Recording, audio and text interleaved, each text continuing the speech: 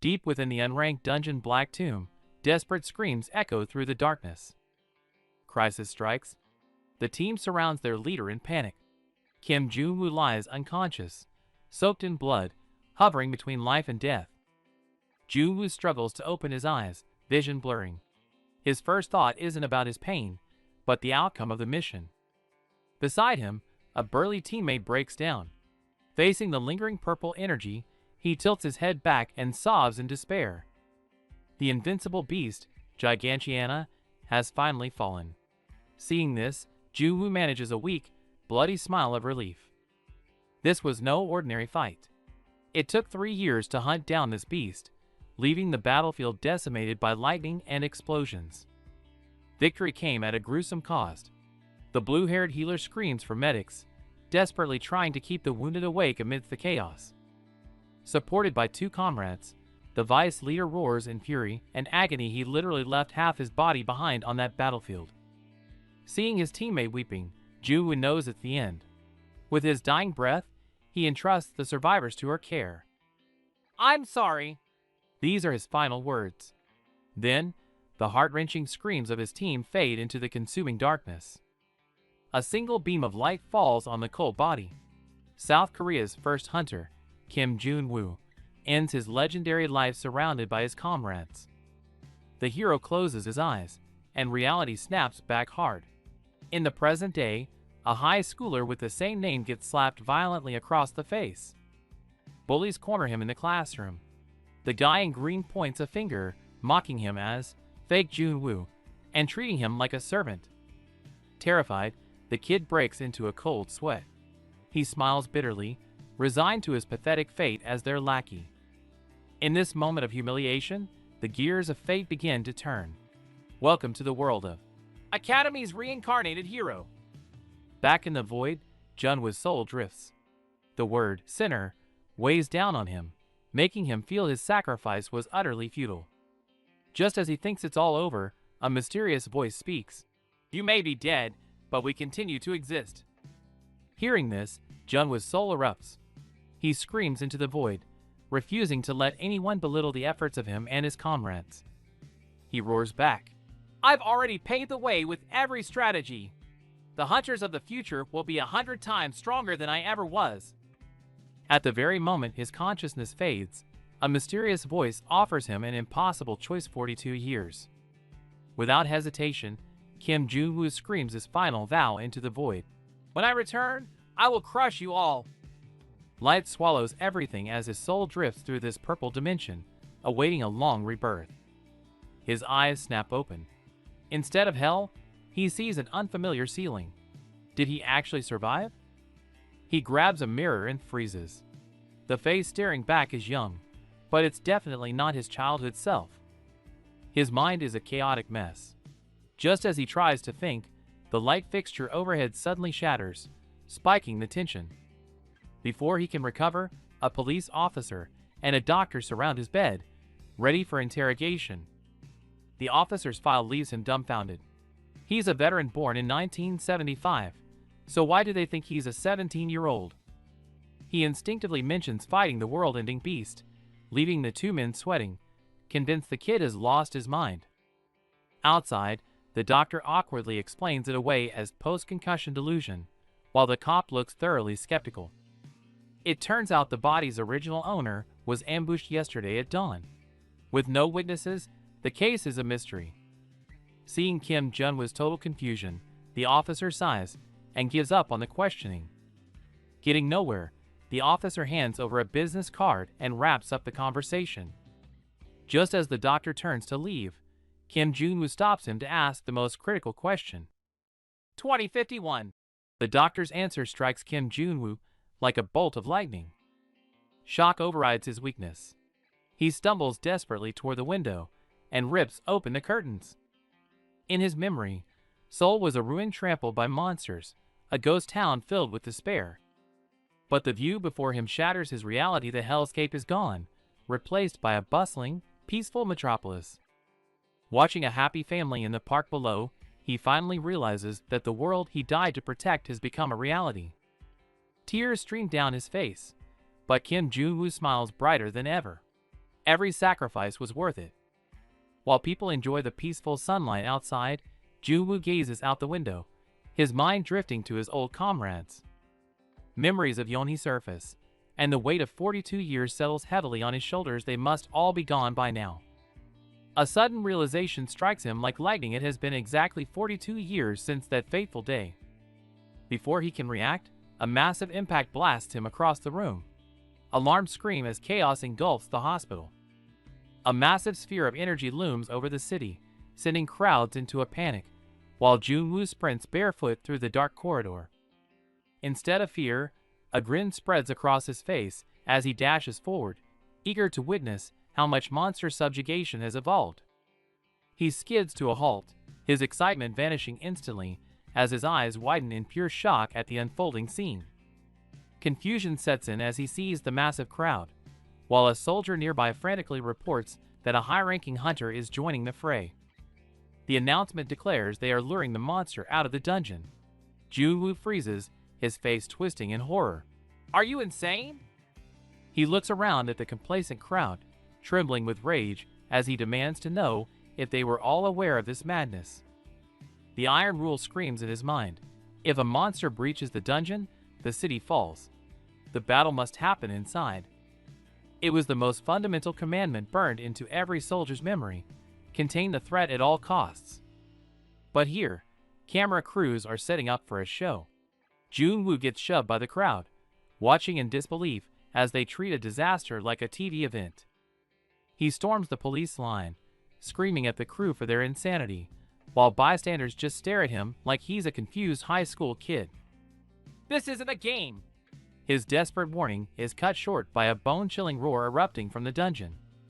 While Junwoo stands tense with dread, the crowd erupts in joy, chanting the name of their idol savior Dash. "Go Unchai!" An armored SUV pulls up, flanked by guards. A boot hits the pavement, and the fans scream in sheer ecstasy.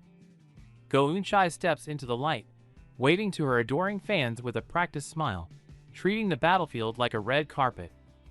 Junwoo eyes her critically. She's younger than he expected.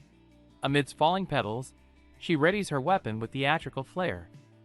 Blue holographic screens surround her as she initiates the system connection, authorizing her B-rank skills with a surge of digital power. Alarms blare as the operator screams a warning, the portal behind him erupting with violent blue and gold energy. A massive claw tears through the lightning as the wolf roars, but the golden-haired huntress Go Unchai stands her ground, sword drawn and unfazed. She grips her thrust blade, channeling a blinding chill as high-tier ice magic ignites. She's going for the kill. The beast lunges with a thunderous shriek, jaws wide, but she leans back in a hair's breadth dodge, barely escaping death. Capitalizing on the momentum, she slides across the battlefield at breakneck speed, a blur of motion under the cold moonlight. Her blade carves through the ice, unleashing a precise slash that erupts into a shockwave of blue energy upon impact. Fans watch in awe, calling the fight a beautiful dance, while a child innocently vows to become a hunter just like her. Watching the crowd cheer for Bloodsport, Kim Junwoo smiles a cold, unsettling smirk that doesn't reach his crimson eyes. Back in the arena, Unchai charges straight into the monster's crushing stomp, delivering a fully charged slash against the lightning. She transforms into a streak of light, launching skyward as a storm of razor-sharp ice crystals bombards the target below. The beast tries to roar, but the freezing blizzard swallows it whole, trapping its massive frame in a prison of ice. Victory is absolute. The giant wolf collapses into a frozen statue as the huntress stands tall, a perfect performance. The stadium erupts into chaos, fans clutching their heads and screaming Go Unchai's name like they're at a pop concert. Amidst the deafening cheers, Junwoo lets out a scoff of pure disdain. Is this a hunter? This isn't a battle. Rage burns in his eyes as he grits his teeth at the rotten reality. Hunting as entertainment? This piece is a joke. In the Black Tomb dungeon, there are no cheers, only the heart-wrenching screams of comrades echoing in the dark. Bloodied and broken, Kim Junwoo lies on the ground as his team desperately begs him to wake up, but he's fading fast. Blood blurs his vision as he struggles to open his eyes. Ignoring his own life, His first thought is for the mission's success. Seeing their leader shattered, the hardened warrior breaks down, his agonizing sobs filling the air with utter despair. The colossal beast finally falls, victory achieved. But Junwoo, face slick with blood, can only manage a hollow laugh. The triumph tastes like ash. Gigantiana was a nightmare unlike any other. It took 3 years of relentless hell just to bring this beast to its knees. The cost is devastating, hundreds of lives snuffed out. Amidst the rubble, a girl screams for her comrade to hold on, her voice cracking with desperation. The wounded soldier sags in his teammate's arms. He forces a grim smile, pointing back. Half his body is missing, and he knows this is the end. The warrior squeezes her eyes shut, tears streaming down. With his dying breath, the man leaves one final plea: live on for those who fell first. Junwoo collapses, vision fading, his heart heavy with regret. The frantic screams of Captain drift away as darkness swallows him. A single spotlight illuminates the cold body as the team kneels in silence. Kim Junwoo, the first hunter in legend, has fallen. Just as the heroic legend reaches its peak, a hand violently slaps the back of a young boy's head, shattering the mood. Cut to the present. A group of bullies corners him.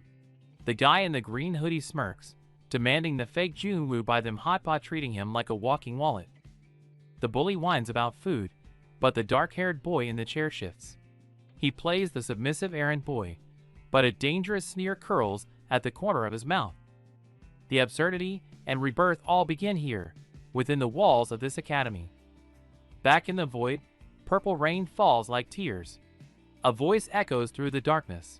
Your sacrifice was completely meaningless. Floating paralyzed in a purple cosmos, Junwoo accepts his death. But a mysterious voice pierces the silence. Only your time has ended. Even as a spirit, Junwoo rages. He screams into the void. It wasn't brute force that won, but his meticulously crafted tactics. He swears his legacy paved the way. Future hunters will stand on his shoulders, becoming stronger and more efficient than he ever was. The voice scoffs, dropping a bombshell. Your tactics are fine. For 42 years from now. Junwoo freezes in shock. The monster prophesies its return in 42 years, mocking humanity's future. Junwoo curses back, swearing to crush the bug when that day comes. Light fades, and his consciousness plunges into the abyss of time, drifting toward an unknown fate. Eyes snap open to a strange ceiling. He bolts upright, cold sweat on his brow. He died on the battlefield. So why is he in a hospital? He grabs a mirror and gasps. The reflection is young, but it's a complete stranger's face. Junwoo wakes to ominous knocking. Before he can react, ceiling lights shatter above him, instantly spiking the tension. Before he can process the chaos, a doctor and a stern police officer loom over his bed. It feels like an interrogation. The cop states he's 17. Junwoo snaps back that he was born in 1975, leaving the two adults dumbfounded and sweating. He starts rambling about fighting the demon beast in a dungeon. The officer and doctor exchange confused glances, utterly lost. The cop whispers, asking if he's delusional. The doctor awkwardly suggests it's just post-traumatic confusion blurring reality. Getting nowhere, the cop explains Junwoo was attacked at dawn with no witnesses or CCTV, leaving the case a mystery. Overwhelmed by the nonsense, Junwoo falls silent. The cop sighs, realizing he won't get any answers today. The officer hands over a card, telling him to call if memories return, and finally leaves him be. As the doctor turns to leave, Junwoo stops him. Trembling, he asks the most critical question, "What year is it?" 2051. The number hits Junwoo like a sledgehammer. His eyes widen in absolute horror as his reality shatters. Screaming impossible, he loses control and hurls himself at the window, shattering the glass to escape this nightmare. In that moment, he braces himself, expecting to see the burning, monster-infested ruins of the hell he remembers. But instead of ash, he sees a gleaming, peaceful metropolis under a clear blue sky. He can't believe his eyes. Watching a happy family in the park below, the sheer peace of it all leaves him stunned and painfully alienated. The scene cuts to darkness. Manic laughter mixes with sobbing as a mysterious, inevitable fate begins to unfold. Elsewhere, a woman watches people play outside, quietly reciting the names of her fallen comrades with a heavy heart. It's been 42 years. She assumes her friends are long reunited in the afterlife, the weight of time pressing down on her. Suddenly, realization strikes like lightning. The date aligns exactly with the prophecy it's starting again. Back at the hospital, sirens wail. The building shakes violently, knocking Junwoo down as disaster warning blares. A blue portal rips open in the hallway. Chaos erupts as people flee, and Junwoo acts on instinct, sprinting away from the danger. Junwoo sprints down the hallway in his hospital gown, grinning like a kid. It's been 42 years, and he's dying to see how strong modern hunters have become. He skids to a halt, his smile vanishing instantly. Something's wrong on the street, and his eyes widen in pure shock. A massive crowd blocks the way, tension thick in the air. An armored commander yells into his comms a high-level hunter is joining the raid. While the broadcast warns people to stay back, the commander drops a bombshell. In 10 minutes, they're luring the monster out of the dungeon. The scarred commander glares at the crowd, his expression grim, demanding everyone's full attention for what comes next. But this is madness. The iron rule is to kill monsters inside the dungeon. If they escape, the whole nation could fall. This used to be the golden rule. Commanders would drill it into soldiers as the absolute bottom line, a protocol to defend with their lives. But the world has changed. Junwoo tries to intervene, but gets shoved back by guards, while a camera crew casually sets up for a live stream nearby. The hostess hypes up the show for ratings, while Junwoo loses it behind the police tape. Luring a monster out? Are you all insane? Veins pop on his forehead as he screams in pure rage. This is a man-eating monster, not some game for your entertainment. No one listens. The crowd goes wild chanting, "Go Eun-chae," treating a deadly raid like a pop idol fan meeting. Security tightens, a luxury car door opens. A boot hits the pavement, and the crowd erupts in deafening screams. Star hunter Go Eun-chae strikes a pose, basking in the flashbulbs, yelling, "Look at me!" as if walking a runway, not a battlefield. Someone casually comments on her age, while Eun-chae turns her back to the crowd, gathering blue mana in her palm for the show. No combat instinct here, just a system uplink. Authorization windows pop up, unlocking a B-rank skill like logging into a video game. Monster incoming! A warning blares as a massive magical barrier deploys, sealing the street with crackling energy. Darkness shatters as a giant wolf bursts from the ground, crackling with lightning, its blood-red eyes locked on its prey. Eun-chae doesn't flinch. Her sword glows with frost as an ice magic circle spins to life behind her, radiating power. The wolf roars, its voice shattering the pavement, but the slender figure stands her ground, facing the beast head-on. In a split second, her blade flashes under the moonlight, cutting through the smoke as she strikes with blinding speed. The grand finale. Eun-chae drops a massive ice sword from the sky, crushing the beast instantly. The fangirls go wild, screaming about how cool she looks, treating the fight like a pop concert. Everyone is cheering, even the kids. But Junwoo stands silent, his eyes cold and unimpressed. Just moments ago, she was displaying flashy moves on the ice, clashing head-on with the giant wolf. She dove from the sky, seemingly more focused on showing off her skills than efficient hunting. The wolf stood no chance, impaled by jagged ice spikes, howling in agony as it died. Victory posed. Eun-chae stands amidst the frozen ruins, basking in the glory of her kill. The chants deafen the air. Go Eun-chae! The crowd is whipped into a frenzy of adoration. Junwoo lets out a dry, bitter laugh. "Huh. No," he mutters. "This is completely absurd." Rage ignites. He grits his teeth, glaring at the scene. "You call this a hunt? It's a joke. The whole system is rotten. It's all about the show, with zero regard for actual safety. The front line is a movie set, and the backup is where staff are taking selfies instead of guarding the perimeter." What drives him crazy is the risk. Fighting unpredictable monsters in a crowded street is playing with lives. He snaps. Junwoo storms over and blocks a camera, startling the oblivious cameraman.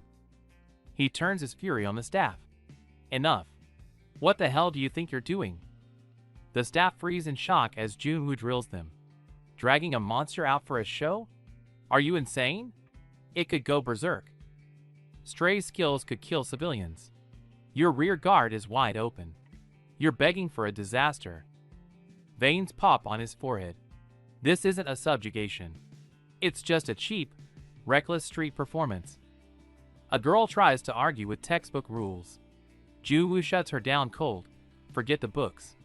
The real field is different. Pure killing intent floods out of him.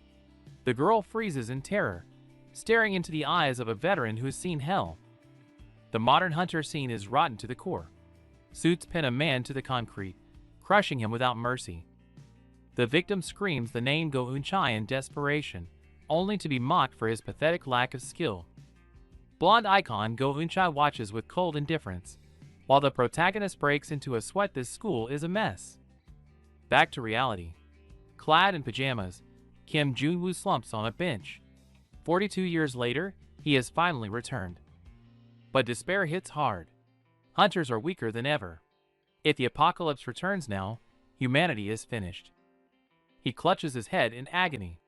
He needs to prepare, but who would believe a lunatic in pajamas? Suddenly, a spark.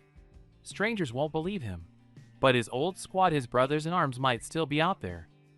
He pauses, frustrated. How to find them in this massive city? Wait, a memory surfaces. He recalls a kid mentioning an academy. Instantly, his mind flashes back to a sunset decades ago. If a hunter academy exists, only one man could have built it. He sprints, shouting the name Bae Wushik. Flashback to young Bae Wushik, a red-eyed rookie, looking completely baffled by the idea of an academy. Years ago, by the campfire, Wushik dreamed aloud. After the war, I'll build an academy to raise the next generation. They asked their leader Junwoo to name it. He held his cup, looking utterly unprepared for the responsibility. He lazily suggested Korea Hunter Academy. Wushik exploded, sweating and yelling that it was way too basic. Present day. Seeing that exact name on the wall, Junwoo laughs. The guy actually used the basic name. He marvels at the massive gate, only to jump when a guard barks at him from behind. The guard sneers, assuming this pajama-clad kid is just another stalker fan of the idol Go Eun-chae. Junwoo waves his hands and drops the bomb, Bae Wushik. The guard freezes, questioning his own ears. You mean the chairman? Junwoo grins, bingo. The guard's jaw hits the floor in pure shock. Junwoo arrives at the Hunter Academy. The guard sounds skeptical about a special admission student, but Junwoo decides to just play along to get inside. Junwoo confirms he's the student. The guard clicks his tongue in annoyance and leads the way, but Junwoo notices a strange look in the man's eyes. Is that pity? They walk into the plaza, but Junwoo suddenly freezes. His eyes widen, pupils shrinking in shock, and cold sweat runs down his face as he stares ahead. It's a massive portrait of his past self. The sheer scale of it is ridiculous. Junwoo is flabbergasted, and even the guard seems taken aback by the intense aura. The guard immediately yells at him to keep it down. Junwoo apologizes profusely, facepalming in embarrassment. Who on earth puts up such a giant, cringeworthy portrait? On the wall hangs a plaque with leader Kim Junwoo's motto, 99% effort and 1% talent. Seeing his own words immortalized like this leaves Junwoo with mixed feelings. Outside the office, the guard turns around and sternly warns Junwoo to behave himself inside. Then, he firmly knocks on the door. The guard respectfully announces their arrival. Inside, a dignified man in a suit, Chairman Bae Wushik, sits with an imposing aura and calmly invites them in. Even as they enter, the guard points a finger at Junwoo, giving one last warning. Junwoo sighs and nods, clearly tired of being treated like a troublemaker. Having delivered the package, the guard flashes a mischievous grin, says his goodbyes, and promptly leaves Junwoo to fend for himself. The door clicks shut. Junwoo stands there, looking calm on the surface, but his foot taps nervously. For the first time in a long while, he feels a twinge of tension. But Wushik is not amused.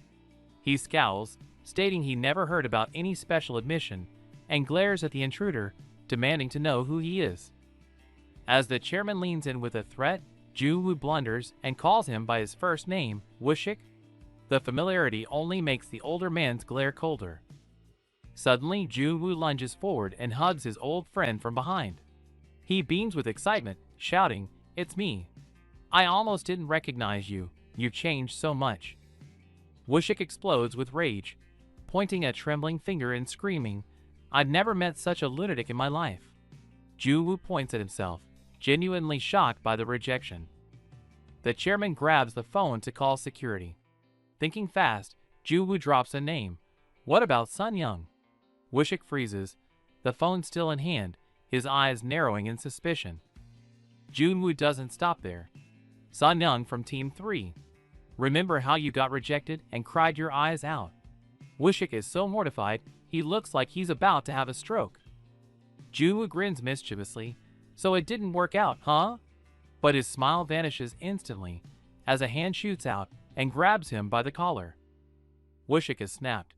He shakes Junwoo violently, screaming, "Who are you, you punk?" Junwoo is genuinely rattled. He never expected his old subordinate to manhandle him like this. Playtime is over. Junwoo's expression turns ice cold, his eyes glowing red with menace. "You've grown bold, haven't you?" he whispers, his aura shifting instantly. Ignoring the supervisor's hysterical screaming, the guy in the hoodie doesn't flinch. He casually catches the swinging hand, a mocking smile playing on his lips. The supervisor's eyes bulge with shock and sweat. Unable to accept the defiance, he screams about facing monsters, trying to regain authority through sheer volume. A massive spectral soldier manifests behind him. His eyes glow with intensity as he coldly retorts, "If you're going to take control, do it properly." Cut to the base camp at dusk.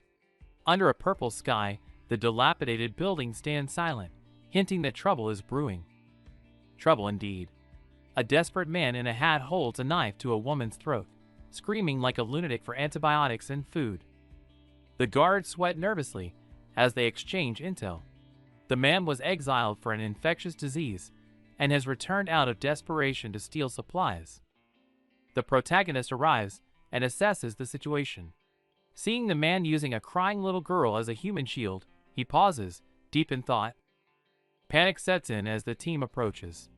The kidnapper strangles the screaming girl tighter, his face twisted in fear as he yells, "Stay back!" The hero looks down coldly from above. The kidnapper, losing his mind, plays his final card. "Do you want to watch this woman die?" Shockingly, the hero turns his back and coldly says, "Do as you please." Even the crows scatter as the kidnapper freezes in total disbelief. The kidnapper trembles, confused. The hero turns, staring with dead eyes. "What's wrong? Can't do it? Are you unable to kill her?" The kidnapper screams about saving his sister. The hero remains unmoved, countering with brutal logic. "If you want to save a life, be prepared to take one." Crouching into a combat stance, the hero's eyes overflow with killing intent. "In this world," he warns, "if you take control, you finish it." Provoked to the breaking point, the kidnapper snaps. Screaming then die peacefully. He lunges, thrusting the knife violently toward the hostage. Rain suddenly pours down as the kidnapper leaps like a beast. His dagger slices through the downpour, aiming straight for the hero's back. Snap! In an instant, the strike is caught. The hero turns, his crimson eyes glowing terrifyingly in the dark as he crushes the attacker's arm. With a violent throw, he tosses the kidnapper like trash. The force is brutal, sending the man flying uncontrollably through the rain. The kidnapper slams into the concrete, spitting blood. He screams in agony as his body skids across the rain-soaked ground. Still clinging to consciousness, the man drops to his knees, gasping. Clutching his knife, he glares with pure hatred, "You bastard." The thug in green loses it, screaming "Die," as he lunges for a desperate final kill. Junwoo grins, equips the Ring of Patelis, and blasts him away with a crushing counterstrike. Energy gathers at his fingertips as he activates the skill explosive flick. The strike slams down, unleashing a massive shockwave that crushes the ground beneath. The thug slams into the wall like a ragdoll, while Junwoo stands amidst the ruins, watching coldly. The fight barely over, Junwoo orders the trembling accomplice to find antibiotics and search for the sister. The minion panics, stammering that the camp is over 100 kilometers away. It's impossible. Junwoo silences the doubts with pure intimidation, forcing the minion to kneel and obey. Instead of killing them, he orders them to carry the wounded back. Force conscription begins now. Junwoo waves casually as he walks away. His words were a teen now sealing their fate. Scene shift. Chairman Bei stares in disbelief, unable to grasp that this child is his former commander. Junwoo shrugs innocently, leaving Chairman Bei sweating and utterly bewildered by this absurdity. Seeing his old subordinate still in denial, Junwoo sighs. Coming back from the dead as a kid is a hard pill to swallow. To prove his identity, Junwoo drops the bomb, reminding Bei of the time he wet his pants during his first hunt. Cut to the academy, where Junwoo rushes up the stairs, seemingly in a hurry. Chaos erupts in the office as the manager screams into the phone, demanding to know how this special admission student got in. The guard slumps on the bench, trembling with regret for misinterpreting the situation, now dreading the consequences. He peeks out nervously to explain, only to find Junwoo standing there with crossed arms, freezing the moment. Desperate to regain his composure, the man drops to the floor and starts cranking out push-ups, chanting "focus" to himself. Junwoo presses an ice pack to his face, fighting the throbbing pain, while Wushik sweats bullets beside him. To prove his identity, Junwoo had to expose Wushik's embarrassing past, leaving the chairman kneeling in shame. After the awkwardness, the mood shifts. Wushik laments how the world has changed, and Junwoo's gaze turns cold. Wushik mentions the trend of luring monsters into cities for subjugation, and Junwoo instantly guesses the location of the farce. Despite his annoyance, Junwoo admits to his old friend that surface-level peace has indeed been maintained since his sacrifice.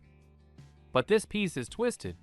Monster hunting has become a gladiator show, and Junwoo burns with rage at this reckless entertainment. Hunters are now glorified influencers packaged by corporations, controlled by sponsors. The whole system is rotten to the core. Junwoo slams the table and roars, "It's not too late," demanding Wushik use his position to re-educate the kids. But Wushik slumps in his chair, bitter and defeated.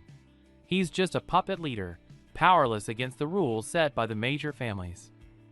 Junwoo suggests calling on their old comrades, only to learn they are now the high-ranking officials running this corrupt system. Hearing this, Junwoo's eyes flash red. It seems his old comrades might now be enemies who won't welcome his return. Watching Wushik frantically pledge loyalty, Junwoo face bombs in frustration. This mess is even worse than he imagined. Wushik tries to diffuse the tension, weakly adding, "But the world is peaceful, right?" Junwoo remains deadly silent. The old man suggests Junwoo enjoy a new life, but Junwoo coldly drops a bombshell. Gigantiana will be revived. The sudden news freezes the air. Junwoo repeats the name, his eyes showing zero sign of joking. Wushik turns pale with terror at the demon's name, trembling all over, while Junwoo simply nods in confirmation. Junwoo recalls the vision from the brink of death. The prophecy wasn't a rumor, but something he heard directly in the void. Revived in 42 years? Wushik can't accept it, frantically spreading his hands to deny this hopeless future. Junwoo spreads his hands helplessly. "I'm a dead man sitting right in front of you. Why is a monster reviving so hard to believe?" Facing his panicked subordinate, Junwoo's gaze sharpens into steel. "Just like before, I'll handle it myself." Wushik panics about the weak body, but Junwoo snaps back with a lethal glare. He's killed it once, he'll kill it again. Junwoo lays it out. He needs his legendary weapon back. Wushik's face pales, knowing exactly what and who that involves. His sword is locked away like a museum exhibit. Junwoo sees that the irony, his own gear is held hostage by Executive Director Gosukdu. Wushik gasps at the name, but Junwoo grins, remembering the muscle-brained rookie who used to follow him like a puppy. Wushik drops the bomb. The loyal rookie is now a power player who won't welcome his old boss. Junwoo groans, scratching his head in frustration. Wushik reveals the ace. Sukdu is a fool for his granddaughter, and she attends this very academy. Junwoo's eyes widen. There's the opening. Plan B, target the granddaughter. Wushik points out Junwoo has already met her at the chaotic subjugation site earlier. The image of the giant, glowing girl flashes in his mind. Junwoo freezes that chaotic powerhouse is Go Uchai. Junwoo's jaw drops. The connection clicks, and the absurdity of the situation hits him like a truck. Wushik admits he furiously scolded the team that day. Junwoo screams, realizing the bridge is already burned. Junwoo demands to know if there was violence. Wushik, terrified, denies it vehemently. He just yelled and stormed off. Junwoo clutches his head, eyes narrowing in sheer frustration. The easy plan just got infinitely more complicated. Snapping point reached. Junwoo screams into the void, abandoning all logic and patience. Junwoo thrusts a hand out, cutting the panic short. Wushik flinches, startled by the sudden shift in demeanor. Junwoo switches instantly to business mode. Wushik stammers, asking for the enrollment application form.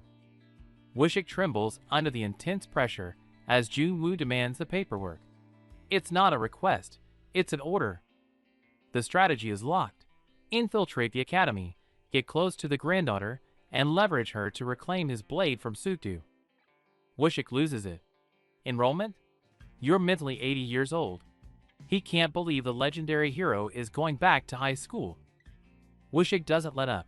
You'll smell like an old man. You'll either get bullied or bully them. Junwoo reels from the verbal assault. Rubbing his temples, Junwoo snaps. I'm not there to make friends.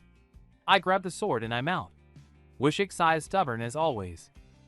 In the office, Junwoo slams his special admission form down with a smirk, calling out his old title.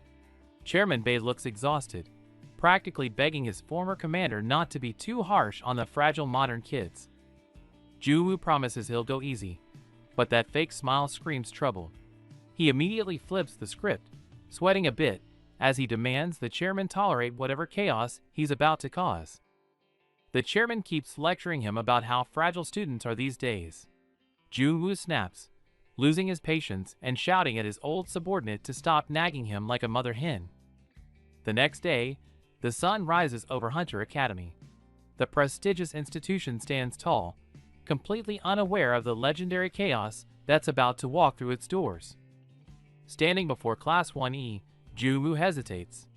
Despite his centuries of experience, the old veteran actually feels a rare twinge of nervousness about his first day of high school. He steels himself, remembering the chairman's request. The plan is simple.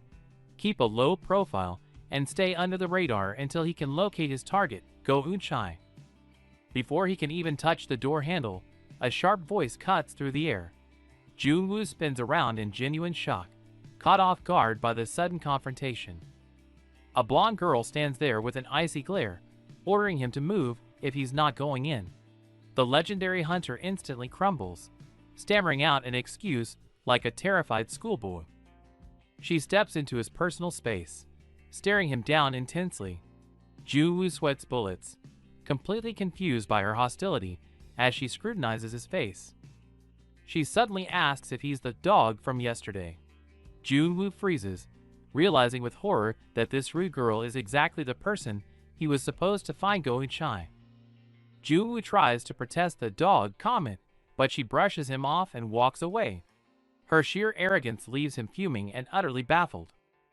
As Junwoo walks into the classroom grumbling about kids these days, a sharp-eyed student in the corner notices him, his expression instantly shifting to suspicion.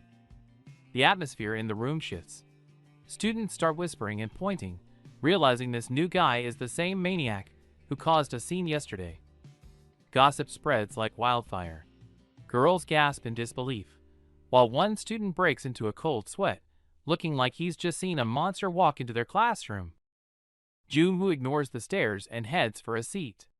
He's actually disappointed. He expected a hardcore military academy with weapons everywhere, not this ordinary high school vibe. He wonders where to sit, only to find a desk occupied by a massive, flashy bouquet of roses. The card reads, "Congratulations on your enrollment, Director Bae Wushik." Junwoo's face turns green. Is his old subordinate trying to sabotage his low profile? This dramatic gesture looks more like a marriage proposal than an enrollment gift. He disgustedly shoves the expensive bouquet aside, grumbling about the waste of money.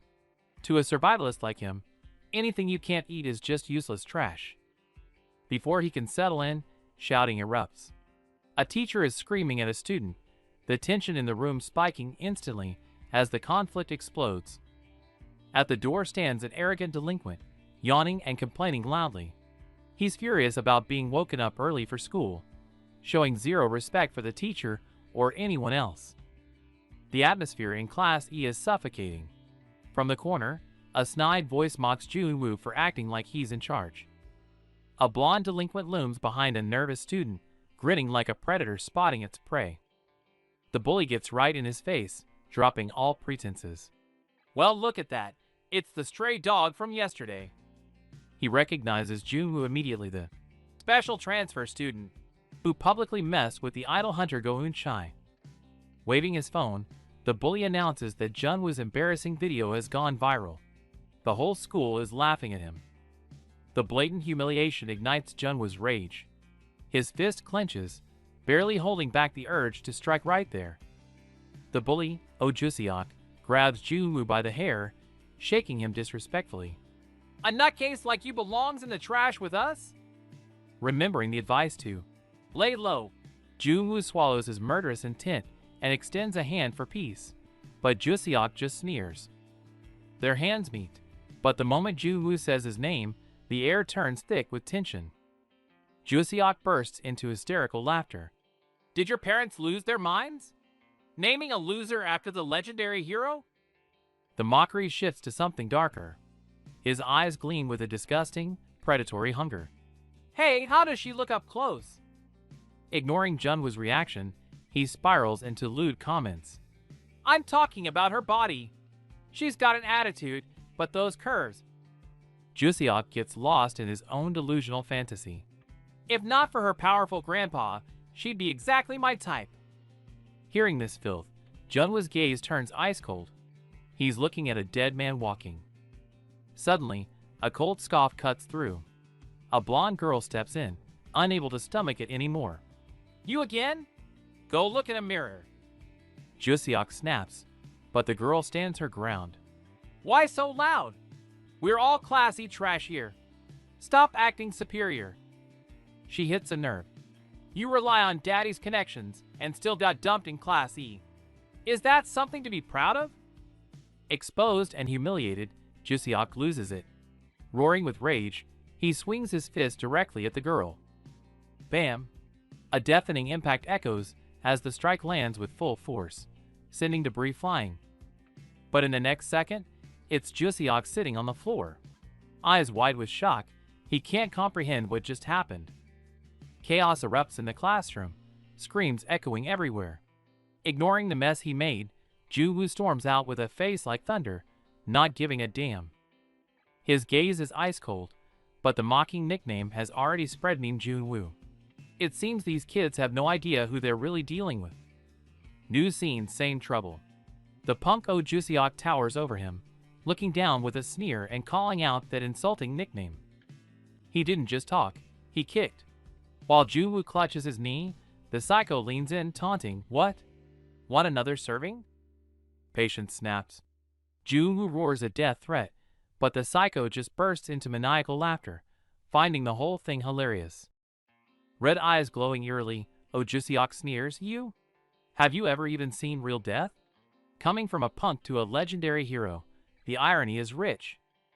Offended by the sheer audacity, Junwoo's face contorts with rage. With a furious roar, he winds up to teach this kid a brutal lesson. Impact. Oh Jusiok goes flying, but he doesn't black out. Instead, he coldly analyzes Junwoo's form midair. This kid's durability is abnormal. Just as Junwoo moves to finish it, the door slides open. The homeroom teacher freezes, eyes wide with shock at the violence. Buzzkill.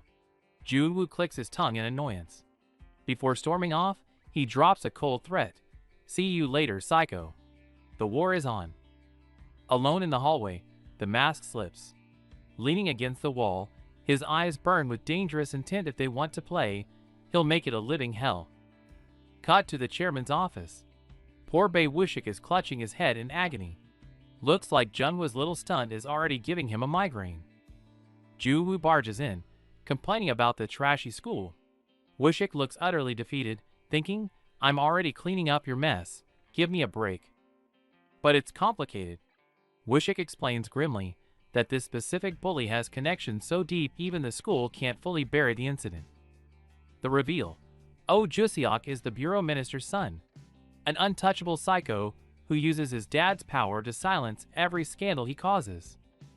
Wushik warns him, touch him again, and no one can save you. Junwoo just waves it off impatiently, yelling, I'll handle it myself. He walks out sighing, only to be ambushed by a blonde girl. Her sudden question nearly gives him a heart attack. It's Go-Ahyun. She scolds him for provoking the psycho, but Junwoo, already annoyed, snaps back, asking why she even cares. Junwoo clarifies, he insulted Go-Eun-chae first. The moment the name drops, the girl's expression freezes, eyes wide with shock. Watching her reaction, the gears turn in Junwoo's head. The resemblance, the name. Is this outcast actually the superstar Go-Eun-chae's sister? Junwoo spots the nameplate and connects the dots. He points straight at her. Wait, are you Go-Eun-chae's sister? She doesn't hesitate. Yep. Jackpot. No need to chase the celebrity sister when he can start right here. Junwoo plays the sympathy card, claiming he's also an illegitimate sibling to build a bond. Bad move.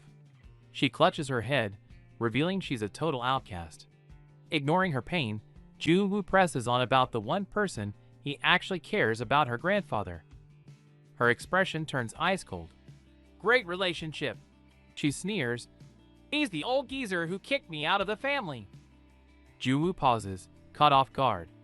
She immediately calls him out for being a social climber. He doesn't even deny it, shrugging. My bad. Thought I hit the jackpot. The mood freezes, but Junwoo switches tactics. His eyes sharpen as he delivers a cold truth. Special admissions like you are prey. You need protection more than anyone. She's not buying it. Head down, disappointed, she calls him trash for caring about status. Junwoo just stands there, taking the insult. The argument explodes. She accuses him of judging her. He gets fed up with her naivety. Clutching his head, he snaps. Just wait.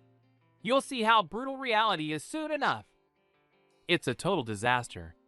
Junwoo is left frustrated, scratching his head, while she shoots him a glare filled with pure disappointment. She leaves him with a cold silence. The interaction was a complete failure, leaving nothing but tension in the air. A sparrow flies off, marking the end of that plan. Junwoo leans against the window, sighing. The easy route failed. Time to find another way to reach the main family. Trouble finds him immediately. A thug in a green hoodie blocks his path, sneering. Hey, you're that special admission case from Class E, right? Junwoo gives him a bored look. So what? But the hallway fills up fast. The goon squad surrounds him, smirking and ready for violence. It's a classic shakedown. Follow me, the leader commands. The pack surrounds him like they're escorting a prisoner to execution. The thug threatens a public beating. Junwoo immediately switches into victim mode, clutching his head and trembling. Ah, please no. They drag him to an abandoned shed behind the school. Secluded, dark, the perfect spot for a beatdown. 5 silhouettes block the doorway, shutting out the light. Heavy footsteps echo as they step into the darkness with him. Inside, Junwoo isn't shaking, he's critiquing the smell of stale cigarettes. From the shadows, a voice taunts. Yo, you here, fake Junwoo? The ringleader sits on the stairs, grinning like a predator. Before we give you some unforgettable memories, let me ask you something. The bully rants about his status. Junwoo just sighs, completely over it. Good grief, everywhere I go, It's special admission this, special admission that. Junwoo tilts his head with a mocking smirk, genuinely baffled. Honestly, why is this such a big deal to you people? That hit a nerve. The bully's face contorts with rage, veins popping. You charity case. Acting like we're equals? I'd crush you if I could. The hallway goes cold. 3 goons surround him, sneering. Consider yourself lucky we're keeping this quiet. Get him. A kick flies and Junwoo sidesteps effortlessly and counters. With a thunderous impact, the loudmouth is sent flying backward. The thug slams into the wall, groaning.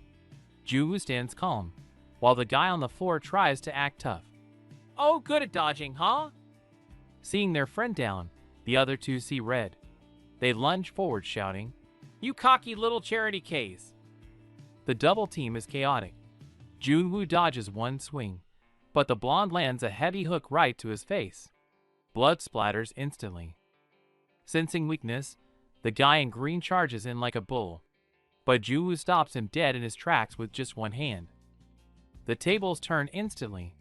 Junwoo stomps him into the ground, pinning him down with cold, ruthless efficiency. The attacker lies on the floor, nose shattered, twitching.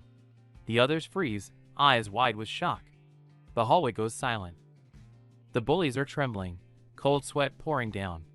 Junwoo pockets his hands, staring them down. What's wrong? Aren't you coming at me? Junwoo's eyes burn with terrifying intensity against the darkness. Didn't you want a memory? Let's make it unforgettable then. He looks down at the so-called elites, a scornful smirk on his face. Just a bunch of little punks. Meanwhile, Go Eunchai storms down the stairs, heels clicking furiously. That damn kid. She replays their argument, Junwoo mocking their obsession with status, and her snapping back. You talk big for someone who knows nothing. Gossip spreads fast. Hey! Oh, Juicyok's gang took the special admission kid. He's done for. Serves him right. Fastest dropout in history. Someone sneers. Eunchai pauses as a student asks about telling a teacher, only to be shut down. Stay quiet. Eunchai closes her eyes, Junwoo's stinging words echoing in her mind. Looks like you're no different from them, obsessed with background. She takes a deep breath, ignores the gossip, and walks straight toward Class 1E. The blonde girl marches toward Class 1E. Behind her, a shadowy figure watches silently, creating an eerie sense of being stalked. Chaos in the classroom. A student lies bleeding on the floor, while a dark-haired boy approaches calmly, hands in pockets, amidst the shock. In a warehouse, the ringleader sits high up, screaming at his terrified lackeys to attack. The underlings tremble, caught between fear and obedience. The purple-haired bully scoffs at the injury, mocking his victim's physical and mental weakness with a cruel, red-eyed glare. It's forced training. The bully sits comfortably, demanding the battered victim on the floor use his skill, despite the blood and exhaustion. The 2 lackeys cower in the dark. Terrified of expulsion, but more afraid of their leader, they have no choice but to obey. Suddenly, the lackeys clutch their wrists in agony. The protagonist recognizes the bracelets instantly. They aren't jewelry, they're disguised weapons. The protagonist steps in, shielding the victims. With a firm stomp and a cold enough, get lost, he takes control of the situation. The bully, Oh Jusiok, snaps and accesses the system. Ignoring his lackey's warning about disciplinary action, he screams in rage and prepares to fight. System alerts flash as a D-rank combat skill unlocks. Jusiok glows with purple energy, while the protagonist watches with a cold, unimpressed stare. The weapon materializes a massive black trident. Jusiok grips it, grinning maniacally, convinced he now holds the ultimate power. Jusiok threatens to brutalize him, but the protagonist just stands there, hands on hips, and asks mockingly, Kid, do you even know how to use that? That hits a nerve. Jusiok screams back, I'm already using it, you fool, completely missing the point and exposing his amateurism. The protagonist sighs and summons a broom.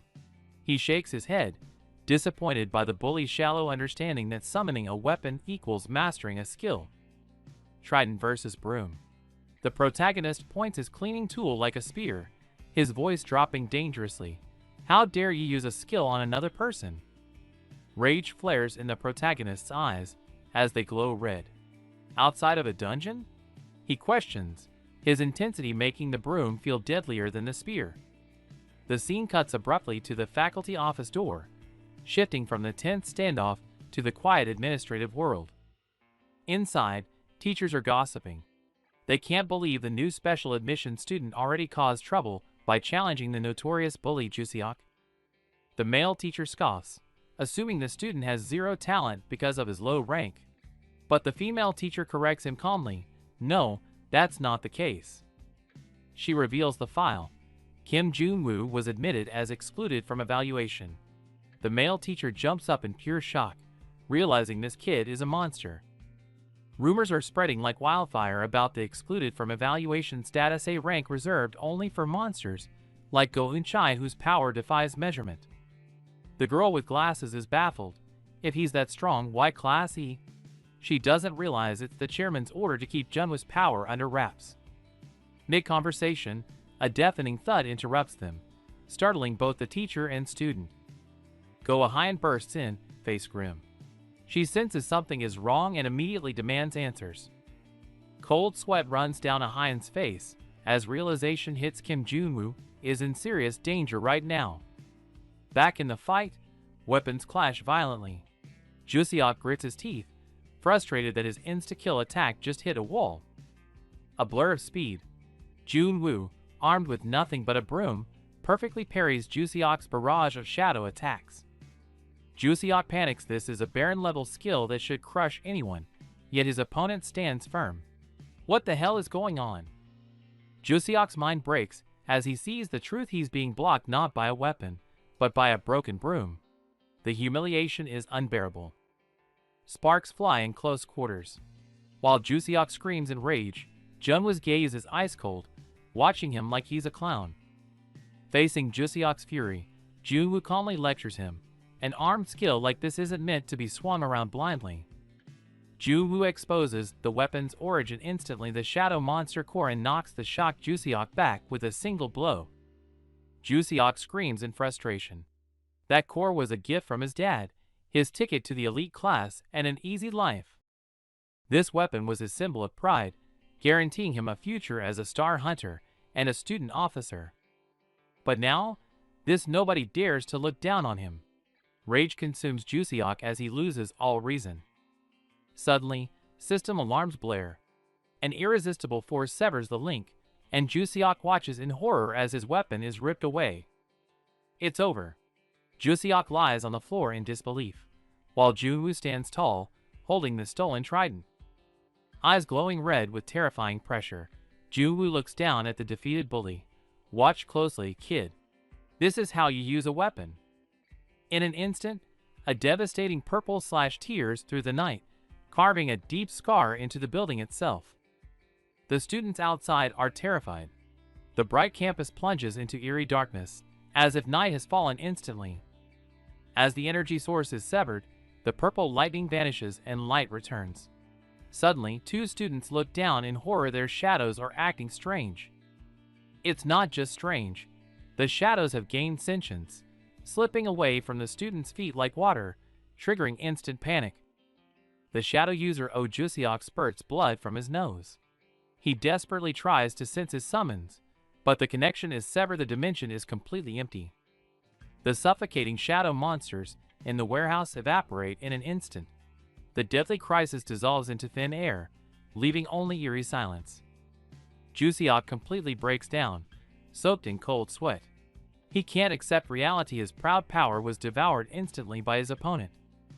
In his mind's eye, Junwoo transforms into a terrifying demon shrouded in purple smoke, his evil grin mocking Wushik's weakness. This isn't the power source he knew. The entity before him is darker and more ancient than any monster he ever summoned. Deep in the mental realm, Junwoo shows this arrogant student true hell. The despair accumulated from countless brushes with death. In this spiritual domain, Junwoo emerges from the smoke like a king, his purple aura crushing the breath out of Wushik. The once arrogant bully now crawls on the ground like a dog, begging for mercy, while Junwoo raises his blade high. No mercy. A massive energy slash descends. It's not physical destruction, but the total annihilation of Jusiok's mental defenses. The system chimes coldly as Junwoo initiates the sealing protocol. Purple chains tighten, forcibly disabling Jusiok's weapon skill.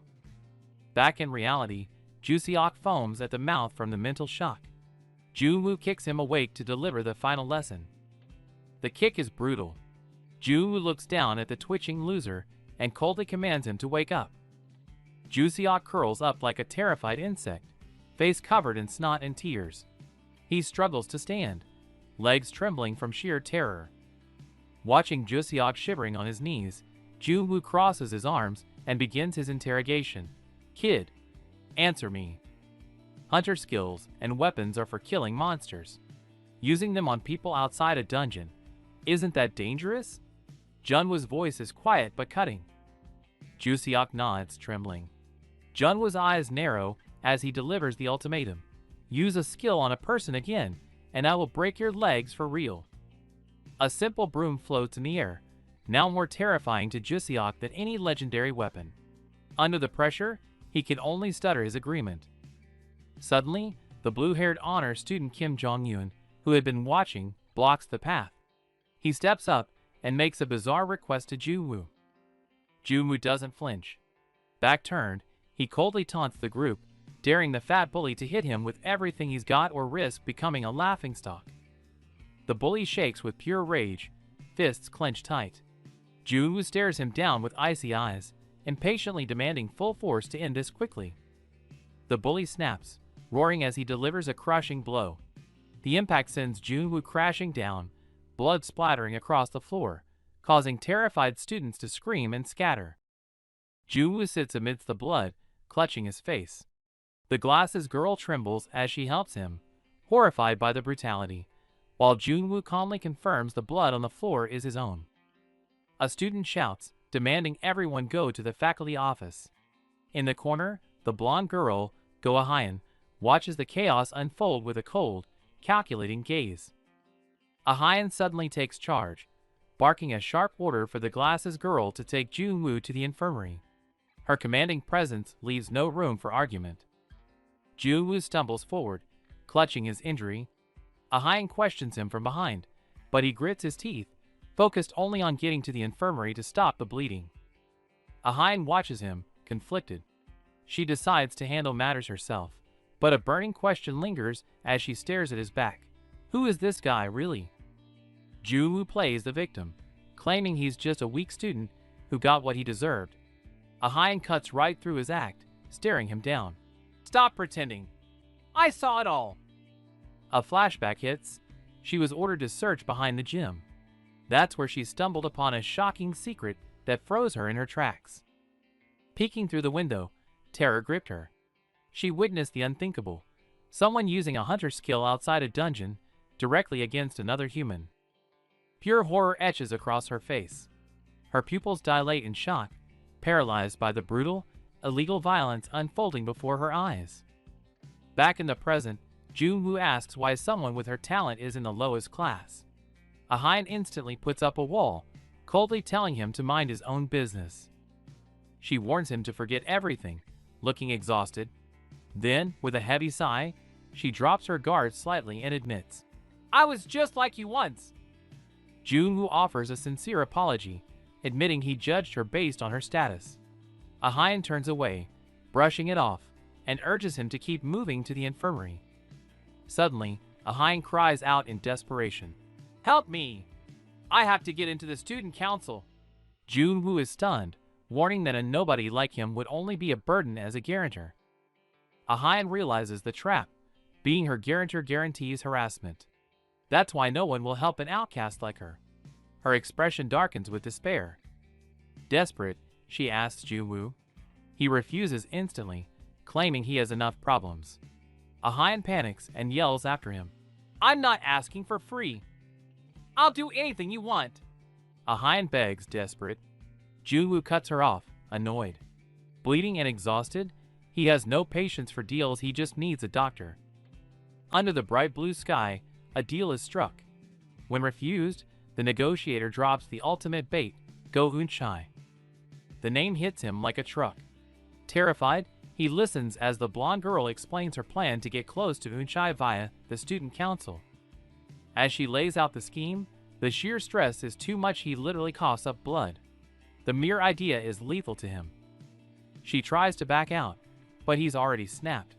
Covered in blood and eyes manic, he mutters that he'll handle it himself. Panic sets in as she screams his name. Junwoo collapses, gasping his final, desperate request. Just take me to the infirmary. The scene shifts to the conference room. Tension hangs heavy in the air as the faculty gathers for an emergency meeting regarding the assault. The teachers are furious. It's the second offense using a combat skill on a student while already under disciplinary action. With eyewitnesses present, they can't ignore it this time. All eyes turn to the chairman for the final verdict. Chairman Bei interlaces his fingers, his gaze piercing. He breaks the silence by calling on the key witness, Ms. Han. Sweating bullets, Ms. Han confirms the assault. The chairman presses on. So, is it true that Kim Junwoo was severely beaten? Unexpectedly, the chairman grabs his chest in sheer relief, practically thanking God. Ms. Han is totally baffled by this bizarre reaction. Instantly composing himself, he drops the hammer. Citing strict school policy, he announces the verdict. Oh Juseok is to be expelled. Suddenly, a hand shoots up. The corrupt teacher, Cha Junmin, interrupts the sentencing with a polite but firm request to speak. With a sly smile, Cha plays it down. He calls it a spirited mistake by a young boy, arguing that expulsion is far too harsh. Ms. Han snaps, shouting that someone could have died. But Cha dismisses the danger, focusing only on the bully's talent. Cha turns cold, using the future of the academy as a shield. Under his pressure, Ms. Han starts to falter, admitting the boy isn't blameless, but Cha drops his real offer, a mere 1-week suspension. The other teachers look uncomfortable, but no one dares to challenge him further. The chairman doesn't fight it. He abruptly postpones the decision and ends the meeting, a heavy silence hanging in the air. As the others leave with heavy hearts, Cha sits alone in the empty room, grinning at his phone. He thinks he's won. He answers the call, voice dripping with sycophancy. Reporting to the minister, he confirms that everything is going exactly according to their corrupt plan. The camera focuses on the ceiling, with only eerie voices floating in the air. The higher-ups are plotting to expel the special admission student, their tone dripping with condescending malice. In a dim room, a man in a suit smirks darkly into the phone. Tapping his tie, he confidently promises to take care of the kid for good during the month-end assessment. Back in the classroom, Kim Junwoo rests his chin on his hand, bored out of his mind. It's been 3 days, and he hasn't even seen a glimpse of Go Eunchai. Just as he's internally complaining about this useless class of losers, whack! Someone slaps the back of his head and mocks him as a fake, shattering his peace. 3 bullies immediately surround him. The ringleader in green sneers, demanding to know why the hotspot isn't on, and where their bread is, treating him like a servant. Junwoo lowers his head, but a creepy grin creeps across his face. On the surface, he plays the submissive errand boy, but his glowing red eyes reveal he's just watching the show. The bully loses his patience, veins popping as he screams at Junwoo to follow him. Junwoo sits motionless, the tension in the room dropping to freezing point. Cut to the hallway. The 3 bullies are now kneeling and trembling. Junwoo stands over them, hands in pockets, coolly asking if it hurt, while they frantically apologize. Wait, was the bullying an act? The trio is terrified, claiming they were just making it realistic as ordered. Junwoo ignores their excuses and coldly demands the intel he asked for. Junwoo's expression turns terrifying when they hesitate. Trembling, they barely manage to stutter that Go Eunchai rarely comes to school, an answer that clearly disappoints him. Desperate to be useful, the green hoodie guy stammers that she's only close to Kim Jong-un. Hearing that name, Junwoo's gaze shifts. He's found his lead. Junwoo immediately demands to know where he is, but the bully scratches his head in despair. He doesn't come to school much either. Dead end. Fed up, Junwoo shoos the incompetent trio away. As they scramble off promising to do better next time, he rubs his forehead and lets out a heavy sigh. A blonde girl who's been watching steps up. Junwoo crosses his arms in annoyance. His little undercover investigation plan clearly failed, and he's not in the mood. He grumbles about how hard it is to meet someone, asking if student council members are royalty. The girl looks him dead in the eye. Yes, it really is that big of a deal. She explains that they aren't just students, they're officially recognized hunters. Junwoo listens to this lecture on hierarchy with a look that screams, "So what?" She keeps going, mentioning their immense influence, how even teachers fear them, and their deployment on real missions. To her, they are the untouchable elites of the school. Since normal methods won't work, she desperately asks for another way. Junwoo shuts her down immediately, cold and firm in his refusal. She begs to know why he won't help. Junwoo turns his back and delivers a brutal reality check. "You said you need status and skill to get in? Sadly, you have neither." The blonde girl, desperate to get stronger, begs for lessons, but Junwoo just throws his head back and laughs in her face. His laughter dies instantly, replaced by a terrifying purple aura, as he warns her that his training is a death sentence. Turning her back, but clenching her fists, the blonde girl scoffs, questioning why he's aiming for the student council when it's out of his league. Elsewhere, faced with cold rejection, the silver-haired girl breaks down, sobbing that she'd rather die than fail to join the student council. Desperation overtakes her as she screams, begging to be taught anything skills, martial arts, promising to endure any hellish training. Junwoo tries to walk away as break ends, but the girl chases right after him, leaving him annoyed by her persistence. Watching her from the window, Junwoo smiles. Seeing such desperate eyes reminds him of the past, and he realizes she might be useful after all. Back in Class 1E, the gentle homeroom teacher wraps up the lesson, reminding everyone about the upcoming monthly written evaluation. The teacher is cut off mid-sentence as the classroom door slides open, and an uninvited student boldly interrupts the homeroom session. With a confident smile, the intruder marches to the podium, slams his hand down, and announces a sudden change to the monthly evaluation. He casually drops a bombshell. Written exams are canceled, replaced by a practical exam in a real dungeon, leaving the class in utter shock. In the faculty office, Ms. Han Yubin loses her composure, screaming in horror that throwing students into a practical exam is insanity. She argues furiously, insisting that sending first-semester students, especially the underdogs of Class E, into a dungeon is a death sentence. But the administration coldly dismisses her concerns, using educational reform as an excuse to mask what is clearly a purge of the weaker students. To the higher-ups, these students are just diploma chasers, and this brutal exam is designed to force them to face the harsh reality of being a hunter. The mastermind smirks, revealing his hidden agenda. While regular students can quit, this entire setup is a trap specifically designed for the special admission student. Returning to the podium, he delivers a thinly veiled threat with a smile. Skipping the exam means expulsion, and he will personally supervise their suffering. Junwoo instantly smells a rat. A mere teacher implies a powerful backer, someone high up targeting him specifically. The scene cuts to the chairman's office, where Minister Oh Myung-jin is sweating profusely, clearly cornered and being blackmailed. The tension in the car is suffocating as the high-ranking minister kneels on the seat, trembling and apologizing profusely to the relaxed young man. Junwoo snaps, cutting off the whining. He demands a weapon, but the gray-haired man plays the victim, claiming he's defenseless to avoid trouble. Junwoo's cold stare pierces through him. Sweating buckets, the older man frantically pleads that such dangerous weapons are obsolete and forbidden. Junwoo smirks, realizing the deception. With a sharp snap of his fingers, he calls out the lie, sending the older man into a panic of denial. Junwoo raises his hand, revealing a ring glowing with blue energy. A mocking smile plays on his lips as he presents the undeniable proof. The older man freezes in terror, eyes wide. It's the ring of Patelis. His deepest secret has been exposed. A trembling hand clutches the glowing silver ring tight. The sheer power of the artifact resonates in the silence.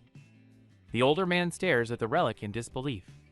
Junwoo casually remarks that he's kept it merely out of habit since the former leader's death. Memories of bloody battles from his youth flood back. But Junwoo cuts the nostalgia short, demanding he hand over the ring immediately. Junwoo snatches the ring with a swift motion. He grins, prize in hand, leaving the older official sighing in defeat. The old man warns it's weak, merely ear-ink. Junwoo dismisses the concern for a student exam. This is more than enough firepower. Junwoo heads for the door. The official warns him to stay away due to prying eyes, but Junwoo exits without even a backward glance. Scene shifts to the school hallway. Teacher Cha stands in the shadows, face grim, plotting his next move. He knocks on the student council door. A sound from within catches him off guard, sparking a look of surprise. The door swings open. The teacher steps in, only to be startled it's not who he expected, but Kim Jong-un sitting there.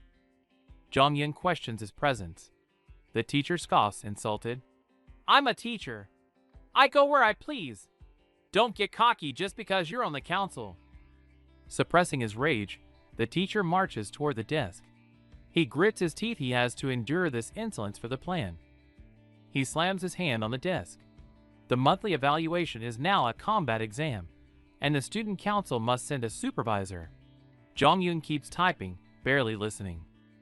Jong-un pauses. "A combat exam?" The teacher smirks, expecting a yes, but Jong-un shuts him down cold. "Can't do it. My schedule is full." "Then get someone else," the teacher snaps. Jong-un shrugs it off. Everyone's busy. The teacher's patience snaps. He's running out of options. The office is tense. The corrupt teacher screams at Go Eun-chai to cancel the exam, but she just types away, hitting him with cold sarcasm. He yells about how much he supported her in the past, but she shuts him down, instantly reminding him her grandfather holds the real leash. Just as the teacher loses it, Kim Jong-un barges in with a sunny smile, freezing the room and forcing the teacher to swallow his rage. Jong-un casually asks why he's there. The teacher, sweating bullets, lies that Go Eun-chai is too busy to evaluate the exams. Jong-un seizes the chance, flashing a grin and volunteering himself since he's also on the council, trapping the teacher in his own lie. Annoyed but cornered, the teacher orders him to handle the paperwork elsewhere. Jong-un happily complies, knowing he's won. Before leaving, Jong-un checks with Eun-chai. She coolly claims she's dropping out of the task, feigning complete disinterest. Eun-chai shoots him a sharp look, asking why he's suddenly helping a teacher he clearly despises. Jong-un drops the smile, his expression deepening. He admits he's not helping, he's just keeping a close watch on him. His real target is the new special admissions student, the guy who humiliated the school bully on day one. Jong-un recalls his investigation.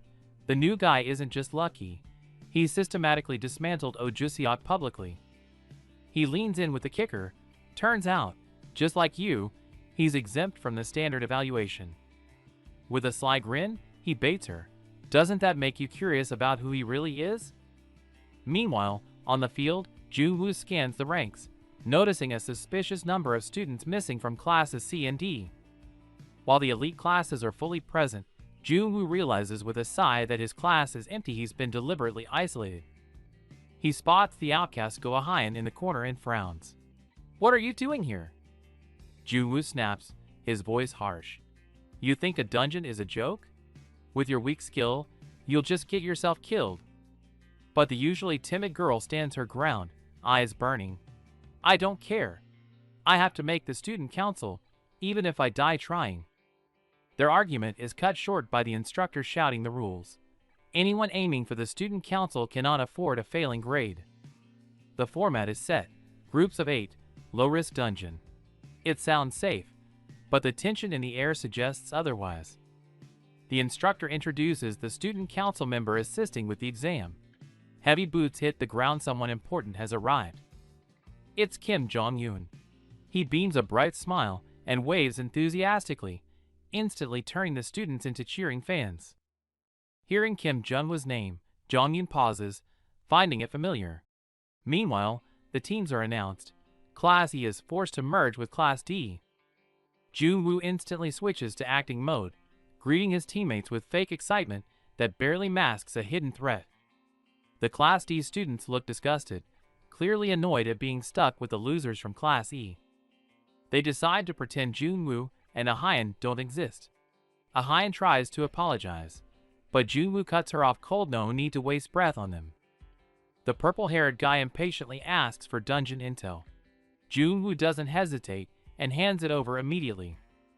He excitedly shows the tablet to his team, but they all just stare at the screen in confused silence. Something's wrong. Chaos erupts instantly. Unable to understand the intel, they turn on Junwoo, accusing him of being a fraud before the mission even starts. The instructors stand at the cave entrance, telling the students to figure out their own tactics, clearly enjoying the show. The goal is simple: enter the portal and kill the boss. The instructor calls it nothing special, but his smirk suggests otherwise. Staring at the dark entrance, the teammates break into a cold sweat, terrified but with no choice but to move forward. With the command given, the four step into the blinding light. The unpredictable trial has officially begun. Entering the cave, the purple-haired leader checks his tablet, scoffing at the classic monster setup as if it's child's play. Suddenly, the ground shakes violently. The blue-haired guy freezes in terror as a menacing red glow erupts from the darkness. Rats. Hundreds of red-eyed demon rats rain down from the ceiling, their screeching instantly tearing through the air. Panic sets in. Someone screams monsters ahead as the team scrambles to draw weapons, the system unlocking combat permissions. While his teammates fight desperately for their lives, the purple-haired leader stands back, arms crossed, coldly assessing their skills. No choice but to fight. The blonde mage blasts wind magic, while the sniper pulls back his slingshot, unleashing everything they have. Transfer student Junwoo stops holding back, activating berserker mode and charging in with a roar. The redhead nearby is in trouble, sweating bullets as the beast forces him back. Chaos erupts with screams everywhere. Junwoo looks on helplessly at these rookies. Watching them blindly spam skills makes Junwoo shake his head in disappointment. The only bright spot appears Go Ahyun, the outcast, unleashes her azure flame. Blue flames instantly engulf the wolf, incinerating it amidst blood-curdling screams. Even the arrogant heiress Go Eun-chai is stunned by the control of an E-class student. Her technique is raw but talented. Meanwhile, the others are already gasping for air. Before they can catch their breath, a massive shadow descends, freezing the student in fear. Junwoo narrows his eyes and flicks a finger, launching a super-compressed pebble like a bullet. Boom! A casual flick triggers a terrifying explosion, leaving the student completely dumbfounded. Junwoo warns him to conserve mana, but the guy's ego takes over, telling him to back off. The idiots mock Junwoo for stealing points, but one person realizes the truth: he just saved them. Barely at the entrance, these sheltered kids are already exhausted and questioning their life choices. Junwoo face bombs in disbelief. They were nearly killed and didn't even notice. Hopeless. Looking at these failures, Junwoo makes a call. The only one worth using right now is Go Ahyun. He wants to ditch this dead weight and go solo, but Junwoo senses something is wrong. This place is off. He confronts the supervising teacher about the abnormal monster density, but the guy is completely clueless. Faced with valid questions, the suit-wearing supervisor gets defensive, pulling rank to shut him down. If the higher-ups won't act, he will. Junwoo roars out, forcibly taking command to stop the madness. A suffocating silence hangs in the air. The big shots watch like hawks, and the exhausted students dare not make a sound. The suit guy sneers, barking at the purple-haired leader. "Quit if you're tired. Don't drag the others down." Swallowing his anger, the class leader turns to his team, his gaze softening as he whispers, "Don't worry too much." He swears to protect them, standing tall. "I'm on the student council, trust me. I'll take the lead if danger strikes." Despite his brave words, he stands alone on the ledge, brows furrowed, hiding his own deep hesitation. Back to the present, they finally made it. Exhausted but eyes shining with excitement, they reached the destination. The massive gate looms ahead. The boss room. A wave of cold, oppressive tension washes over them. Everyone freezes in fear before the door even opens. The MC watches them, shaking his head at their pathetic cowardice. Someone volunteers nervously, but the blonde girl insists on teamwork. The MC just shrugs, looking bored. The blonde girl snaps, asking if he's mocking their fear. He just smirks and scoffs, not bothering to deny it. With a thunderous rumble, the gates grind open. Blinding blue light spills out, and everyone holds their breath. But as their eyes adjust, shock hits them hard.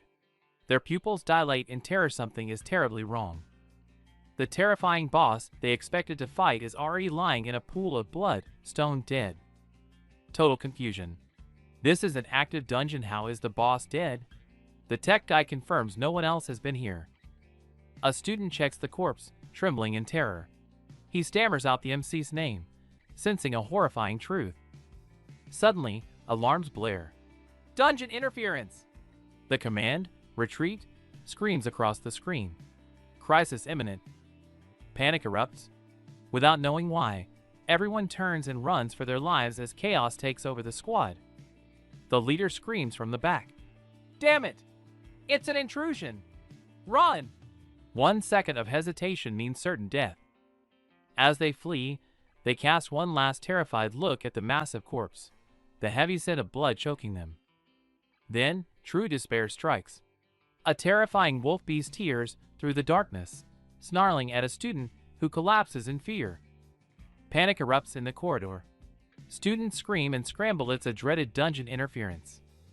One guy is losing his mind, but the class rep tries to stay calm and assess the chaos. The blonde girl stifles a scream while the guy beside her grits his teeth. The worst-case scenario is here. A low growl echoes from the dark. A massive three-tailed feline blocks their path. A green-rank boss. The blue-haired guy stares in horror. A high-level boss in a low-level dungeon? This is an absolute disaster. They scream and scramble for the exit, but the ground shakes as a massive claw smashes down, blocking their path. With a deafening boom, the giant wolf monster bursts from the earth, its terrifying presence bringing everyone to their knees. Just as hope fades, Kim Jong-un steps up to shield the team. Finally, the support system goes online. Facing the beast alone, sweat dripping down his face, he gets the notification. C-rank skill unlocked. It's time to fight. Golden energy surges through him, wrapping his right arm in searing power. He can feel the strength overflowing. Jong-un crosses his arms and erupts with blinding light. Skill activated at full power. Crazy porcupine. But internally, he's panicking, secretly pleading with Kim Jong-woo. Hey! It's a green boss. I can't do this alone. Help me. Meanwhile, a blonde guy yells at Jong-woo, clueless. Aren't you a special admit? Why are you just standing there? Do something. Kim Jong-woo remains expressionless, his gaze cold. He ignores the shouting, guarding a secret he can't reveal. Flashback to the entrance exam. His power was so immense it broke the scale, triggering a red unmeasurable alert. He tried to convince the teacher to fake the results, but the man was a stickler for rules and refused to budge. The teacher claimed no one would notice, but now it's a huge target on his back. Jong-woo regrets being too soft back then. Back to reality. Since he can't blow his cover, Jong-woo decides to intervene secretly, supporting Jong-un through the system. On the battlefield, the vicious wolf lunges but suddenly freezes for a split second, revealing a fatal opening. Jong-un doesn't ask questions. He sees the chance, lets out a wild laugh, and charges straight in for the kill. The purple beast goes berserk, roaring with bloodlust as it prepares to lunge. Before he can react, the student gets swatted away, screaming in agony as he's sent flying through the air. He digs his fingers into the ground to stop his momentum, eyes glowing as golden energy erupts around him. In a flash, he's standing right on the beast's head. The monster roars in fury, but can't shake him off. The onlookers are stunned, praising Kim Jong-un's power while mocking the special student for just hopping around uselessly. Resentment boils over. They think Jong-woo is freeloading, and one student grits his teeth, furious at the unfairness. Jong-yoon launches an aerial attack, but feels confused. Why is this so easy? The unnatural smoothness makes him break into a cold sweat. This should be a tough boss, but it's acting like a punching bag. He realizes someone is serving this victory to him on a silver platter. While sprinting at full speed, a thought strikes him. Could it be that lazy special student behind all this? Meanwhile, another student is cornered. The monster's jaws snap open, and the victim screams in pure terror. Just in time, Jung-woo strikes from the shadows, launching an explosive flick to intercept the monster's attack. The monster stumbles back. Jong-yoon finally realizes, every time the beast tries to move, that skill cancels its attack instantly. Jong-yoon is terrified by the realization. Breaking the monster's balance like that is theoretically impossible. Who the hell is this guy? Putting his doubts aside, he focuses on the hunt. He grits his teeth and accelerates, determined to finish the monster off. He dives from the sky, delivering a crushing kick to the monster's weak point. A massive explosion erupts with his battle cry. Critical hit. One monster's face is crushed, and another is skewered by a blade of light, silenced before it can even scream. The battle ends. Jong-yoon stands panting over the corpses, while his teammates stare in awe, unaware of who the real carry was. While his teammates shower him with praise, Jong-yoon smiles nervously, thinking, that was way too close to repeating the nightmare from 2 years ago. The shady teacher smirks from the shadows. He thinks he's caught Jung-woo slacking off and finally has an excuse to expel him. Suddenly, panic erupts. Wait! It's still alive! A girl screams in terror, desperately warning the special student to get back. Blinded by greed, he reckless charges in to steal the glory, ignoring his teammates' warning. Obsessed with the final kill score, the blue-haired student's eyes glow with premature victory. But he miscalculated. The beast isn't dead. It roars back to life right in his face, freezing him in terror. Watching the disaster unfold, his teammate screams in frustration, "You idiot!" The price of arrogance is instant. The massive beast crashes down, crushing the student's defense in a split second. Blood sprays into the air. Screams of agony replace their confidence as reality bites hard. Witnessing the massacre, pure terror takes over. His face twists in horror, throat tearing with a desperate scream. Even the elite senior is down? The girl screams for everyone to run, panic descending as hope collapses. Go-Ahyun stands paralyzed. If the strongest student was wiped out instantly, what can she possibly do? Suddenly, the bloodthirsty beast turns its gaze, locking eyes with the trembling girl. Stay calm. Ahyun forces herself to breathe, remembering the beast's fire, desperate to fight back. But her courage shatters instantly. Crushed by overwhelming fear, she gasps for air, unable to move a muscle. Her hands won't stop shaking. Frozen in despair, she watches helplessly as the fatal attack hurtles toward her. Just then, a figure steps through the smoke. No fancy moves, just a single, explosive finger flick. Boom! With just that flick, the massive beast is blasted backward by sheer, unreasonable force.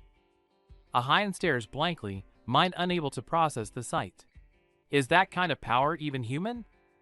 It's him, the quiet transfer student, Kim Jun-woo, standing there with a terrifyingly calm aura. Elsewhere, the rampaging beast continues its slaughter, tossing students aside like ragdolls. But amidst the chaos, Ahyun can only look up. In her eyes, Kim Jun-woo stands tall, a god of war descending. Suddenly, Jun-woo senses something sharp. He hears his name being called from the distance, and the atmosphere instantly tightens. Before anyone can react, impact erupts. A bloodied wolf monster is blasted into the air, thrashing in pain. The blonde girl screams his name in panic, warning him. Jun-woo doesn't hesitate. He spins around instantly, ready for action. A gruesome memory flashes a comrade down in a pool of blood. The gut-wrenching helplessness and agony assault his nerves once again. History won't repeat itself. Jun-woo grabs a panicked student by the collar, roaring at them to fall back, forcibly taking command. Looking at the trembling group behind him, Junwoo feels a pang of regret. His split-second hesitation nearly caused a disaster. That was his mistake. Rain pours as the giant wolf roars deafeningly. Junwoo stands alone before the beast, his eyes turning cold. No more hesitation. Facing the overwhelming beast, Junwoo takes his stance. His blade hums with energy, his resolve to kill solidified. The monster lunges with its claws, but Junwoo is ready. Energy spears slice through the rain, striking head-on. He channels all his power, purple lightning crackling wildly around his fist. Ultra-high compression strike activated. Boom! The punch connects squarely with the wolf's face. Exploding energy mixes with scattered blood in a display of pure violence. Even with its face smashed in, the beast still roars. Junwoo blocks with one hand, staying alert for the counterattack. Then stay down. Junwoo becomes a demon in the rain, unleashing a torrential barrage of lethal punches, giving no quarter. Amidst the chaos, a pink ring floats silently in the rainy night, radiating an eerie and mysterious aura. Inside the safety shield, the students and teachers watch in stunned silence, jaws dropped in total disbelief at the spectacle. The supervising official sweats profusely, staring at the demon-like boy on the screen, terrified that this is no ordinary special admission. The official suddenly realizes it and screams, "That's a supernatural weapon. Does this maniac know using that thing is suicide?" Facing the crushing fist descending on him, Junwoo just lies there and scoffs. The price? The penalty? He knows it better than anyone. True artifacts demand a price, sometimes even the user's life. But Junwoo doesn't care. They are strong, and that is enough. Unlike these modern arc bracelets, safe and penalty-free, sure, but they're just toys borrowing a monster's power. The truth about supernatural weapons is revealed. They aren't just gear. They maximize the monster's core into a god-tier arsenal. Junwoo critiques the current generation's reliance on skills while staring down the beast. The monster roars, radiating pure threat. The blonde hunter screams a warning, but the wolf monster is already lunging, its claws slashing down with explosive energy. Suddenly, the monster pauses, confused. A system window flashes. Weapon ability activated. Ultra-high compression strike. Before the beast can react, Junwoo transforms into a spinning blue drill, charging head-on with tearing force. Look at that speed. Junwoo moves like a bullet, eyes sharp, sprinting full force with zero hesitation. Gritting his teeth and wrapped in a blue aura, he pushes the power of this strike to its absolute limit. Boom! The explosive kick connects squarely with the monster's face, shattering the ground beneath. That's gotta hurt. The shockwave is massive. Kim Jong-un gets blown backward, screaming as he crashes, while his teammate watches in shock. The battle ends, but a creepy vibe settles in. The system announces the penalty of the Patelis Ring. The Devourer of Fear is here. Junwoo stands in the dark as a giant eye opens behind him, staring intently. The suffocating pressure is instant. Red warning lights flash. A grotesque spectral beast manifests in the void, the monster that feasts on fear itself. Junwoo knows exactly what this is. An ancient nightmare that becomes invincible the moment anyone feels fear. The rule is simple. The first to fear dies. While Junwoo is calm, the students around him are already paralyzed with terror. The illusion fades to a harsh reality. Kim Jong-un collapses in Junwoo's arms, losing blood fast. He's in critical condition. Lives are at stake. Junwoo screams at the man in the suit, demanding the walkie-talkie to contact headquarters immediately. Intimidated by Junwoo's intensity, the man shakily hands over the device. Junwoo snatches it, his eyes cold as ice. Dripping with sweat, Junwoo professionally reports to HQ, using specific injury codes that no ordinary student should know. HQ confirms rescue, but the teacher is suspicious. How does an E-Class special admission know these internal codes and protocols? Junwoo snaps. Someone is dying, and they care about ID. He unleashes a thunderous roar at the bureaucratic incompetence blocking his way. The rage boils over. Junwoo grinds his teeth and unleashes a vicious punch, sending the suit-wearing supervisor flying. A long-awaited release. Before the man can recover, Jun roars, questioning his competence. When the teacher tries to pull rank, Junwoo's lethal glare shuts him down instantly. Junwoo looks like a demon unleashed. His overwhelming pressure breaks the teacher's spirit, leaving the man trembling in silence, too terrified to speak. Reinforcements finally arrive at the forest entrance. Staff members stare in shock at the devastation, stunned by the brutality of the scene. Chairman Bei rushes in, checking on his old friend with genuine concern. But Junwoo remains silent, struggling to contain the lingering rage. Bei sighs Junwoo's cover is blown. But Junwoo ignores the politics, furious that the teachers knowingly sent unprepared students to their deaths. Unable to accept the absurdity, Junwoo spins around, eyes piercing with rage. "Do you really think this makes sense?" he demands. He delivers a cold ultimatum to his old friend. "Next time, I won't just stand by." Bei freezes, terrified by the return of that legendary pressure. His eyes burn with ancient violence. "Don't make me go back to my active days," he warns, threatening to unleash the monster he once was. Chairman Bei drops the nice guy act. He glares at Teacher Cha, demanding an explanation for forcefully changing the exam rules. Cha keeps spitting lies about educational equality, desperately trying to deflect blame. Bei listens with disgust, seeing right through the pathetic excuses. Bei explodes. "You did this to get rid of Kim Junwoo." Cha's composure shatters instantly. He never expected the chairman to know the truth. Panic sets in, but Cha desperately clings to bureaucracy, claiming he followed protocol. Bei stares him down, barely holding back his rage. "Enough!" Bei smashes his fist onto the desk. "The problem isn't the protocol, it's your reckless decision to force a live combat test." Bei argues that normal students would fail, but Cha finds a loophole. With a smirk, he counters, "But Junwoo got the top score, didn't he?" Bei sits back, fuming, as Cha skillfully shifts the blame. He frames the entire disaster as a natural occurrence, washing his hands of responsibility. Cha plays his trump card with a twisted grin. "Besides," he sneers, "didn't you approve this test yourself, Chairman?" Checkmate. Bei falls silent, struggling with the realization that he's cornered. He closes his eyes and forces out, "Understood. File the report." Cha bows respectfully, but as he turns away, his face twists into a sinister sneer. He's won this round, and he's not done yet. The black-haired man glares, dropping the truth. He doesn't fear Minister O, but the name that truly terrifies him is Kim Junwoo. Sitting in the shadows, Minister O clasps his hands and admits, the Kim Junwoo from 40 years ago is his living nightmare. Wushik looks confused, but the minister is past explaining. He despairingly admits that if history repeats itself, he'll be powerless.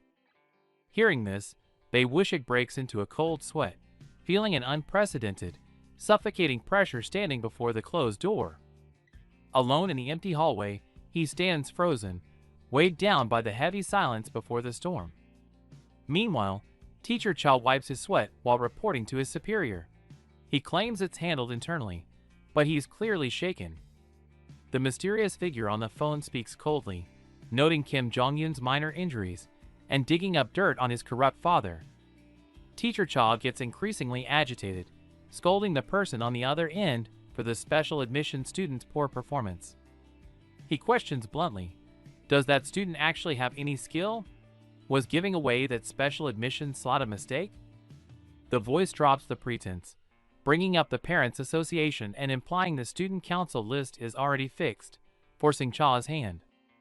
It turns out the teacher was talking to the bully, Oh Jusiok. He smirks wickedly, manipulating the teacher with ease.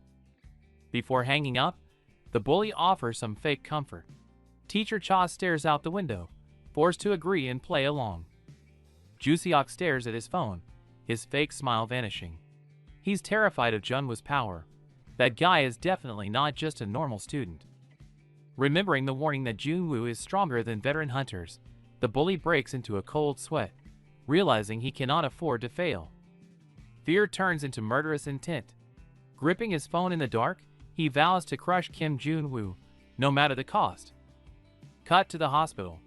Kim Jun-woo sits on the bed, injured but sharp-eyed, calmly remarking, "This will sting." But the moment the nurse touches him, the legendary hero breaks character, screaming in pain and losing all his cool. Go-Ahein mocks him for being a baby. Jun-woo snaps back, but internally he's worried. His body is reacting too poorly to the artifact. They bicker immediately. Jun-woo tries to shoo her away in annoyance, unless she agrees to help him join the student council. But Go-Ahein stands firm, coldly rejecting him. She wants nothing to do with the trouble that follows him. A knock at the door. It's Ahein visiting Jong-yun. Seeing he's moved rooms, her expression softens from tension to genuine concern. Jong-yun leans back, sweating from pain, yet cracks a joke about not dying to mask the agony his body is in. The conversation turns to the brutal practical exam. Rumor has it a student dropped out immediately after, hinting at a bloody, violent incident. Turns out Jong-yun was hurt saving someone. The survivor kneels in tears, crushed by guilt for running away while his savior paid the price. Standing by the window, Jong-yun quotes his father with steel in his eyes, "As long as you don't die, you'll get through it. Pure resilience." Jun-woo watches silently, moved. This kid sacrificed an arm to save a junior. He's the spitting image of that legendary one-armed hero. Hearing the phrase, "as long as you don't die," Ahein freezes. Those words strike a deep chord, flooding her eyes with complex emotions. Sentiment aside, Jong-yun drops a hard truth. Joining the student council is rigged. Ahein fears it's discrimination against her Class E status. It's worse. Jong-yun reveals a shadowy group. No one talks about the Parents Association. They are the puppet masters behind the scenes. The math is too perfect. 5 influential parents in the association, corresponding exactly to 5 of their children attending the school. It clicks instantly. The student council has exactly 5 spots per grade. It's not an election. It's a prearranged coronation for the elite. The truth is sickening. Shadowy silhouettes of powerful parents divided the spoils long ago. Ordinary students never stood a chance. Ahein demands to know what happens to rivals. The backup candidate trembles as he admits, anyone in the way gets removed. The darkest fear is confirmed removal isn't just expulsion. Students have literally died during the selection process. Horror washes over them. Realizing the lethal stakes, Jong-yun urges Ahein to quit the race. It's no longer about ambition, it's about staying alive. Suddenly, the timid Ahein snaps. She screams her refusal to quit, realizing that backing down means letting these murderers win. Ahein yells at Jun-woo for his silence. He hates the corruption too, but he's torn. Stopping the apocalypse takes priority over fixing the school. Jun-woo steels himself. He can't get distracted, but he needs to meet one person first. Go-Eun-chae. She is the key to his plan. Speak of the devil. Jun-woo casually drops a bomb. Go-Eun-chae is coming to visit him right now. The girl's jaws hit the floor. Jun-woo crouches behind the wall, eyes lighting up. Seeing Go-Eun-chae walk right into his trap feels like a gift from fate. Wearing his loud floral shirt and a confident smirk, he steps out casually, acting as if nothing is wrong. The air freezes instantly. Eun-chae glares with suspicion, while the brunette next to her stiffens, paralyzed with shock. Old wounds reopen. 2 years ago, Eun-chae told her to quit. Now, they face off, the past hanging heavy between them. Eun-chae demands answers, voice sharp. The brunette doesn't flinch, her gaze burning with defiance.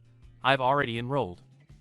Jun-woo watches from the sidelines, realizing this isn't just a rivalry, it's a deep grudge fueling her ambition for the student council.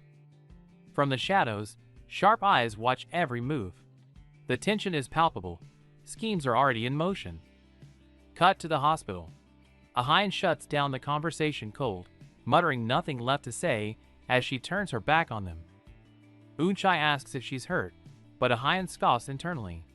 Such concern feels fake and hypocritical after everything. In the hospital room, Jun-woo tries to break the ice between Jong-yun and Ahein, but the tension is thick enough to choke on. It's pure torture. Caught between their icy glares, Jun-woo screams internally, "I need to escape before I suffocate." Junwoo decides to bail. He makes a quick excuse to leave, forcing the two rivals to deal with their mess alone. As Junwoo waves goodbye and escapes, the remaining two walk side by side in a silence louder than words. The hallway feels miles wide. They stand apart, the oppressive silence pushing away anyone who might dare to pass. Ahyun snaps, turning to confront him. "What is your problem with me?" Jongyun freezes, sweat trickling down his face. Elsewhere, Junwoo frantically calculates how to approach Eunchae. She cuts him off. "Heard you soloed the boss?" Junwoo tries to play dumb, crediting Jongyun. Eunchae rolls her eyes. "Cut the crap. Jongyun isn't that strong." She locks eyes with him, sharp and calculating. "Hiding your strength like that, aren't you a bit full of yourself?" Junwoo smiles innocently at the provocation. "Just want to be friends."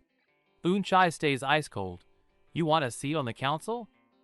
Accused of climbing the social ladder, Junwoo drops the smile instantly. His gaze turns razor sharp. "I couldn't care less about that."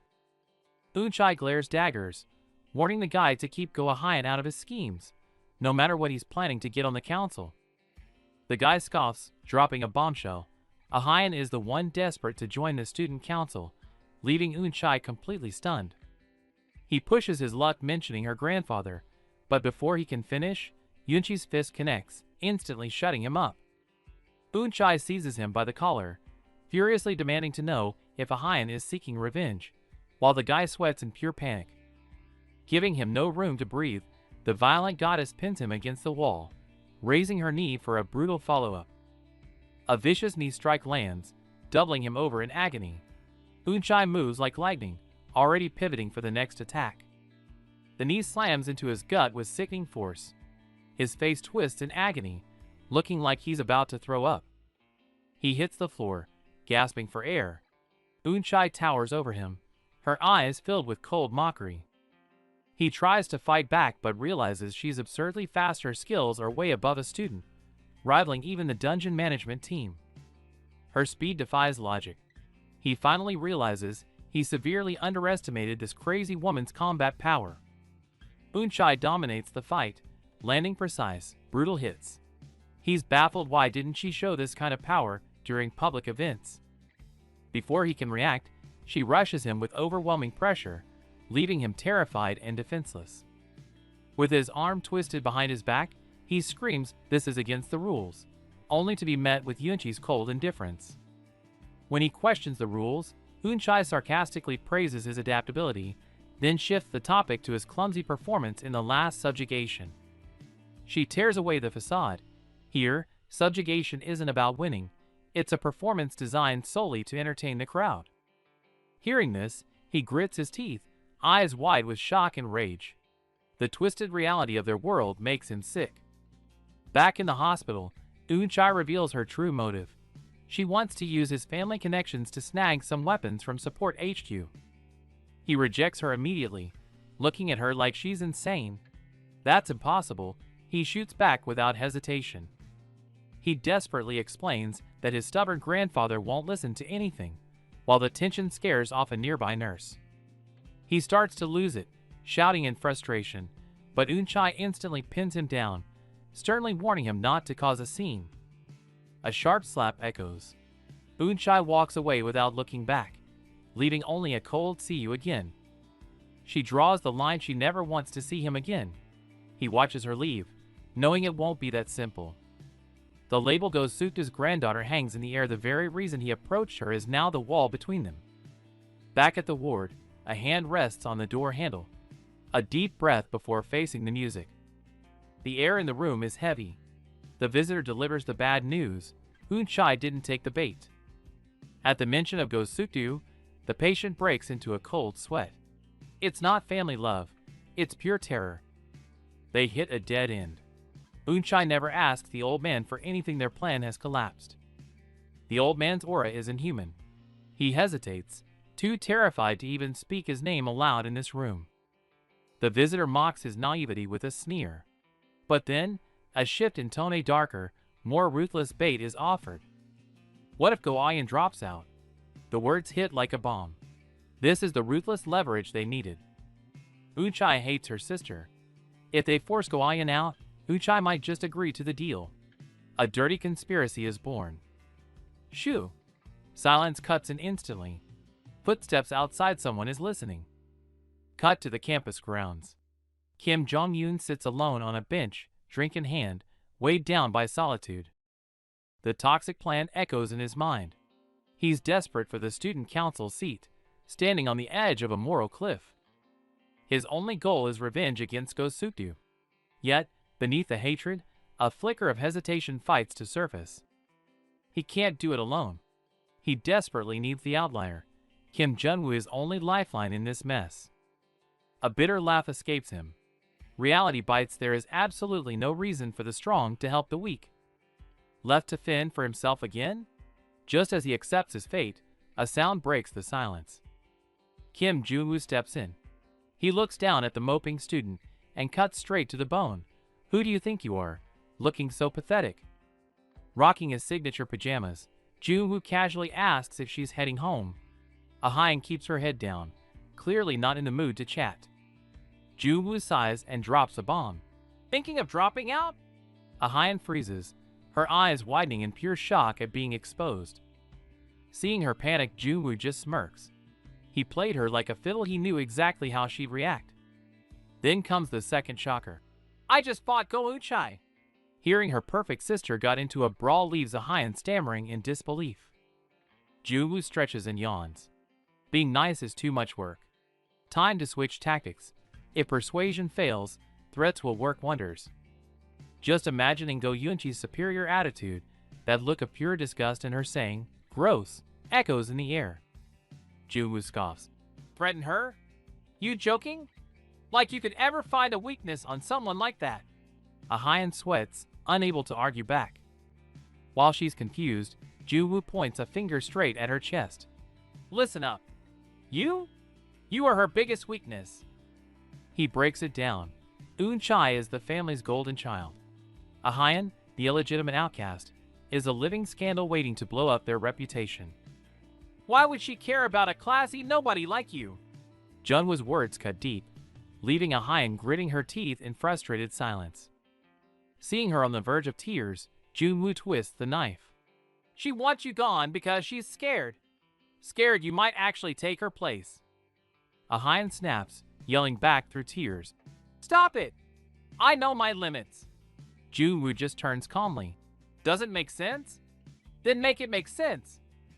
Jung-woo's gaze sharpens, radiating absolute confidence. I'll give you the power to threaten her. We'll turn the impossible into reality. Seeing her hesitation, Jong-woo throws down the gauntlet. What? Scared? No confidence in yourself? Pushed to the edge, Ah-hyun finally snaps. She looks up and screams, Enro! I can do it! The fear in her eyes is replaced by fire. Hearing the answer he wanted, Jong-woo instantly drops the act. Good. That settles it then. His mood shifts in a heartbeat. He gets straight to business. Fair warning, time is tight. Starting tomorrow, we go all out. Be ready. The goal is clear. Get Ah-hyun into the student council as a candidate before the second semester starts. It's a massive gamble. Jong-woo walks away, his back radiating danger. As for that parent association, one of those guys is going down first. Watching him leave, Ah-hyun blushes, whispering his name. This man and his crazy plan just turned her world upside down. With tears streaming down her face, the silver-haired girl cries out a heartfelt thank you, her flushed cheeks revealing the depth of her gratitude for being saved. After a casual wave goodbye, the scene shifts to the exterior of a high-end sushi restaurant, setting the stage for an exclusive gathering. The father laughs heartily, claiming he's worried his son got soft in Class A, but his beaming face screams pure pride. The feast lies untouched as parents obsess over grades. One boasts about a 5th place rank, while another awkwardly smiles about merely passing. The heavyweight arrives, Mr. Cha. He apologizes for being late, but his relaxed demeanor suggests he knows he's the one in charge. Amidst the pleasantries, Cha cuts to the chase, asking if the exam accident will affect the selection process, showing zero concern for the student's safety. This table hosts the core of the parent association. Beneath the polite laughter and dining lies a web of pending corrupt deals. Pleasantries over, a sly smile curls on Cha's lips. His eyes sharpen as he pivots to the real agenda of the night. The atmosphere turns icy. This isn't a dinner, it's a conspiracy. They begin plotting the post-admission process to rig the system for their own. Pulling a document from his briefcase, Cha targets Young Tae-young's father first, handing over the contract that seals their corrupt alliance. The room is stacked with power players, a tech giant CEO on one side and a media mogul VP on the other. No ordinary parents here. Next up are the guild leaders and government officials. It's like half the hunter industry's power structure is squeezed into this one room. Even the bureau minister is here. As Cha gestures for signatures, he drops the bomb regarding the sensitive issue of the recent practical exam. Mention of the special admission student who soloed the bee sends panic through the room. They're terrified this powerhouse will steal their kids' spots. If he runs, are our kids finished? Facing their panic, Cha coldly twists the knife. Honestly, the probability is very high. The elites are rattled, demanding a countermeasure. Cha remains unfazed, crossing his arms with a look that says he's already way ahead of them. With a gaze full of dark confidence, he makes a bold promise. Rest assured, every single one of your children will make it into the student council. Back at the school, the campus bathes in peaceful sunlight, completely unaware of the dark schemes the adults have just finalized in the shadows. The classroom door slides open, and the noise instantly dies down. All eyes lock onto the entrance, filled with anticipation. The moment Ju steps in, he's swarmed by classmates. Their gaze has changed, they're looking at their savior. Chaos erupts at the bulletin board, students' jaws dropping in disbelief. Kim Junwoo from Class E just crushed the A-class elites to take first place. Kim Junwoo sits boldly at the top. A student stares, face flushed red with rage and sweat, gritting his teeth in total denial of this absolute madness. Junwoo is instantly mobbed like a celebrity. Students crowd him with praise and invitations, leaving him standing there sweating, looking completely awkward and overwhelmed by this sudden shift. Sick of the hypocrisy, Junwoo's eyes turn ice cold. He snaps at the crowd, telling them to stop pretending they're friends and to get the hell out of his face. The outburst leaves the hallway in stunned silence. Meanwhile, Go Eun-chai sits at her desk looking bored, until the sound of heavy footsteps approaches her position. It's Junwoo. He seems relieved that the results weren't rigged, muttering that at least the biased teacher didn't manipulate the scores this time. He switches instantly to demon instructor mode. Glaring at his exhausted partner, he lectures that strength is the foundation, skills are useless if you don't have the stamina to fight. Eun-chai is stressing about the upcoming finals. But when Junwoo learns the format isn't a dungeon raid but a sparring match, he completely freezes. The curriculum creates suspicion why make students fight. Then the brutal truth drops. His designated opponent is none other than the bully Oh Juseok. Junwoo grips the desk as the name sinks in. It's a setup. With the parent association and a high-ranking father backing him, this is clearly a rigged match for revenge. He pictures the smug face and the conspiracy behind it. That snake-like teacher and the parent association definitely orchestrated this exam as a trap to punish him. But there's an opening. Eun-chai analyzes coldly. Oh Juseok has penalties and missed exams. If he screws up this fight, he'll be disqualified from the student council selection. Just crush him to move forward. Eun-chai glares sharply. When Junwoo meekly says he'll try, she immediately mocks him with a condescending sneer. Try. Cornered, Junwoo swears he'll do it. Eun-chai immediately takes charge, scheduling martial arts training and casually telling him to bring some friends along to help. She freezes mid-sentence. Her face flushes bright red as she looks away and stammers out the awkward truth. I actually don't have any friends. Junwoo gasps, but Eun-chai snaps back in embarrassment. Don't look at me like that. You don't have friends either. Junwoo opens his mouth to argue, but suddenly chokes on his words. Realizing his only friend is a middle-aged man, he breaks into a cold sweat. Desperate to save face, he just screams out a vague promise. "I'll figure something out." His reaction only makes it worse. Seeing him hesitate and look guilty, Eunchai presses him with wide eyes, demanding to know exactly what he's hiding. "No, really, it's nothing." Junwoo crosses his arms, stubbornly denying it. Outside the window, Senior Jongyun watches the awkward scene unfold in silence. Cut to the hospital. Jongyun sits in bed, bored out of his mind and actually missing the juniors. Looks like the "no friends" problem might have a solution after all. Jongyun sits alone on the hospital bed, gazing out the window. The silence of the room amplifies the emptiness he feels, missing the days when his life was full of noise and purpose. The door bursts open. His father, the disgraced former detective, storms in shouting, startling Jongyun out of his gloomy thoughts. Shock turns to relief as he sees the fruit basket. His dad grins, happy to have skipped work early for a visit, instantly warming the chilly hospital atmosphere. But the warmth is short-lived.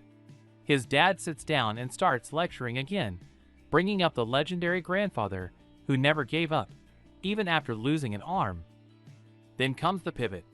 The father's tone shifts from inspiring to conspiratorial, as he reveals he's still investigating. The cozy atmosphere shatters instantly. Sure enough, out come the documents accusing the parent association. Seeing the fanatical obsession in his father's eyes, Jongyun feels nothing but exhaustion. His dad keeps rambling, pointing at the tablet for proof of bribery. Unable to take it anymore, Jongyun snaps, shouting to cut through the madness. Emotions explode. Jongyun screams, eyes red with rage, reminding his father that this very obsession is what cost him his job as a police officer. "We lost everything because of that." The scream echoes in the room. His father freezes, stunned by the sheer weight of his son's despair and resentment. Tears stream down Jongyun's face. He begs his father to accept reality they can't fight the system, just as he can no longer dream of being a hunter. Refusing to listen, his father gets angry. He dismisses the plea, storms out shouting about the past, leaving his son behind in a fit of rage. Alone in the vast, cold hallway, Jongyun sits slumped on a bench. The argument has drained him, leaving him isolated in a suffocating silence. Scene shifts to the school. A blue-haired lackey of Oh Jusiok is interrogating lower-year students, extending their influence into the regular classes to gather intel. The blue-haired guy pats the nervous fat kid on the head, a gesture of dominance disguised as friendliness. The kid sweats bullets, terrified of approaching the elite students. Seeing their hesitation, the lackey offers a reward. He pulls out a bill, but the students recoil in fear, frantically waving their hands to refuse the bribe. "Take it when an elder gives it." His face darkens as he forces the money into the kid's hand. It's not a gift. It's a command that crushes any resistance. The kid trembles as he looks at the cash. It's a measly 1,001. Yet the bully acts generous, making the humiliation even worse. Kim Junwoo watches from the shadows. Instead of anger, the sight of the crumpled 1,001 bill triggers a cynical nostalgia for the days when that amount actually meant something. This petty corruption is beneath him. Junwoo turns away, his eyes cold and focused. His only goal now is to crush Oh Jusiok in the upcoming final exam. Junwoo stands firm, mapping out his strategy. He can only hope Go Ayan survives the written exam, but he knows the real gap must be widened in combat. He rubs his temples, feeling the headache set in. Oh Jusiok is pathetic, but the parent association behind him is a wild card. Worse, there's nowhere to secretly train Ayan in this exposed school. Just as the stress peaks, a cheerful voice breaks through from below. Senior Kim Jongyun is waving with that signature bright smile. How is this guy always so energetic? Jongyun casually asks about Ayan's training progress, and Junwoo freezes. Talk about bad timing, that's exactly the problem he can't solve. He awkwardly laughs it off. Sitting on the stairs, Junwoo sighs and admits the truth. Class E is locked out of the gym with endless restrictions. Training there is effectively impossible.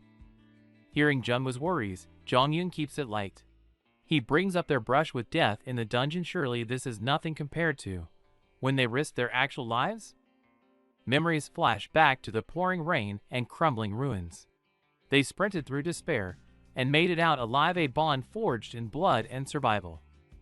They endured ear-splitting screams and crushing despair, standing tall against the chaos. That kind of trust isn't something a few school rules can break.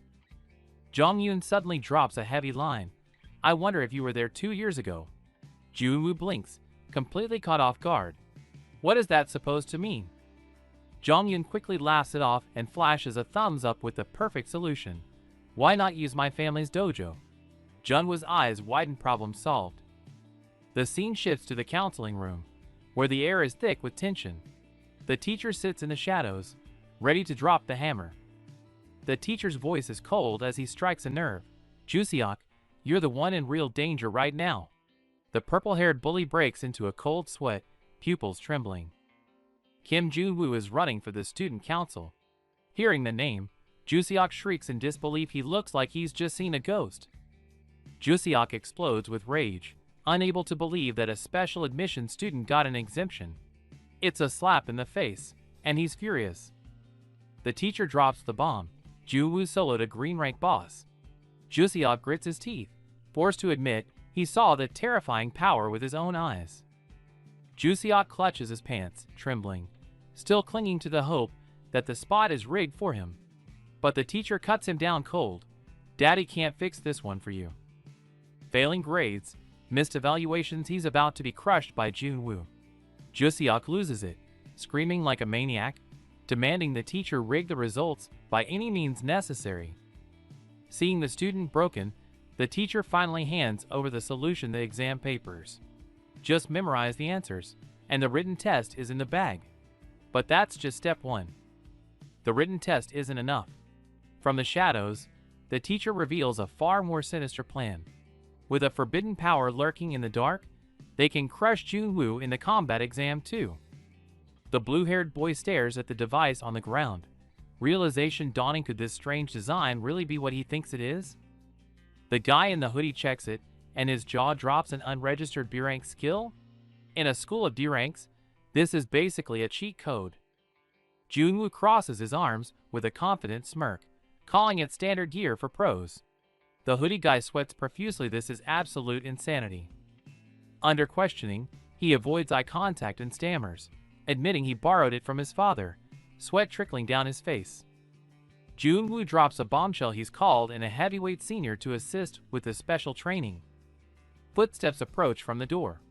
The hoodie guy turns and screams in terror. It's the infamous Go Eun-chae. Eun-chae walks in with an icy expression, commanding the room.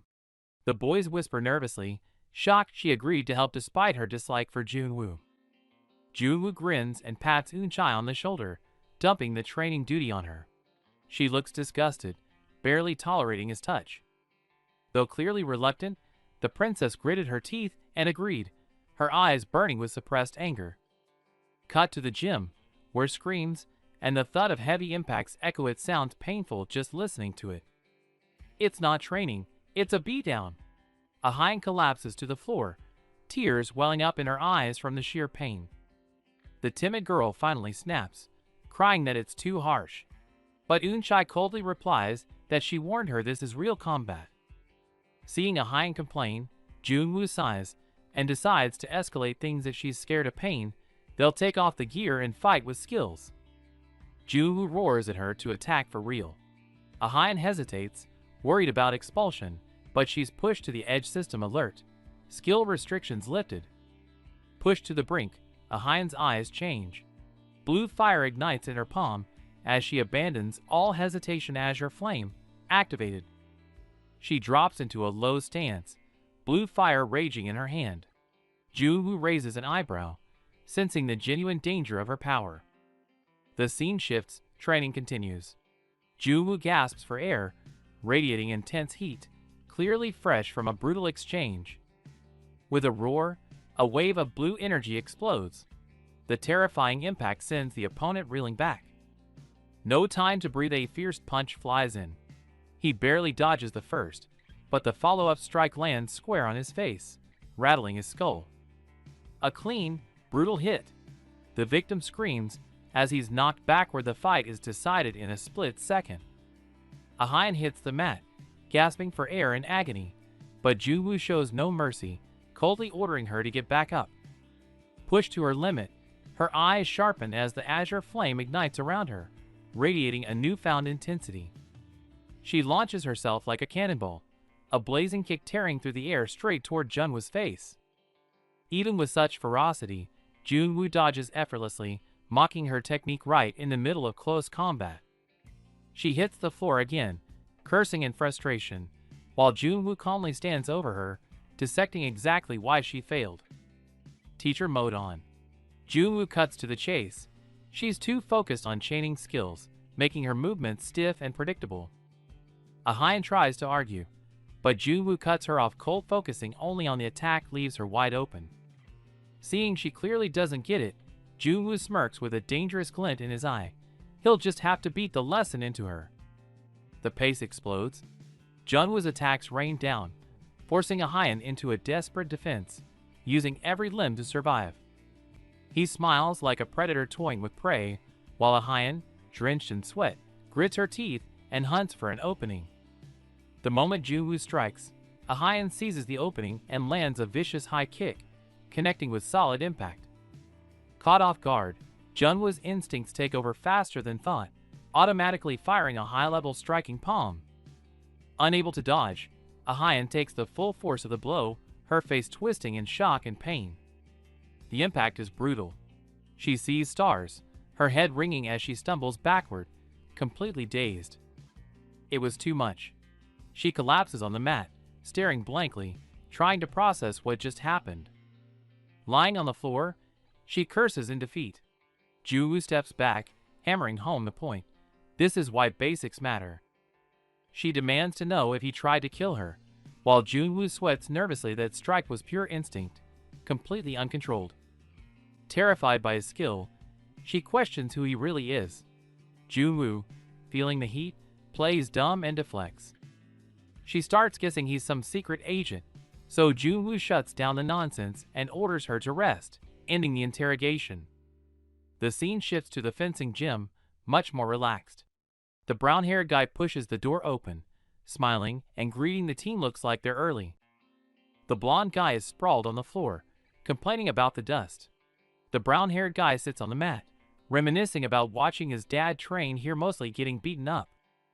Leaning against the railing, Jong-yoon suddenly asks about future plans. The brown-haired guy is taken aback but smiles, saying he's taking his time to figure it out. The brown-haired guy's eyes dim as he admits he only ever wanted to be a hunter, but that dream seems impossible now. Jong-yoon listens in heavy silence. "Who said it's impossible?" Jong-yoon speaks up, eyes intense, insisting that even with one arm, being a hunter is still within reach. The brown-haired guy thinks it's just empty comfort. But Jong-yoon snaps, shouting that he's not speaking lightly, he's speaking from experience. Jong-yoon takes a breath and tells a story. A hunter who lost his right arm but didn't give up, training his left arm to be even stronger. The brown-haired guy listens, stunned. "As long as you're alive, you can make it work." Hearing this familiar phrase, the brown-haired guy realizes Senior Kim Jun-woo said the exact same thing. Jong-yoon reveals the name with a heavy heart: Kim Chung-hoon, his grandfather. The brown-haired guy is completely floored. It's not just a legend, it's his legacy. Before he can process the news, the scene cuts to the training ground at dusk. It looks like a storm just tore through there. Dust from the explosion fills the air. The guy in the hoodie stares at his hands in manic delight, unable to believe a B-rank skill could be this destructive. With a savage grin, he snarls Kim Jun-woo's name, convinced he's won. Suddenly, a cold female voice cuts through his fantasy. It's Go Eun-chai. Arms crossed and serious, she warns him. Even if they're enemies, this is still a test. Don't let hate blind you. She specifically warns him, if he uses that technique and causes real damage, he'll be disqualified immediately. He just shrugs it off. It's Oh Juseok, arrogant as ever. He raises a fist, claiming he won't even need his ultimate move to crush a guy like Kim Jun-woo. In the distance, the shady suit guy smirks from the shadows. He thinks his plan to use Go Eun-chai is working perfectly. Kim Jun-woo is finished. Scene shift. The chairman sits in his office, brooding over the most terrifying thing from 40 years ago. Meanwhile, someone's gaze turns razor sharp. On the rooftop, Kim Jong-woo turns his back on the sunset.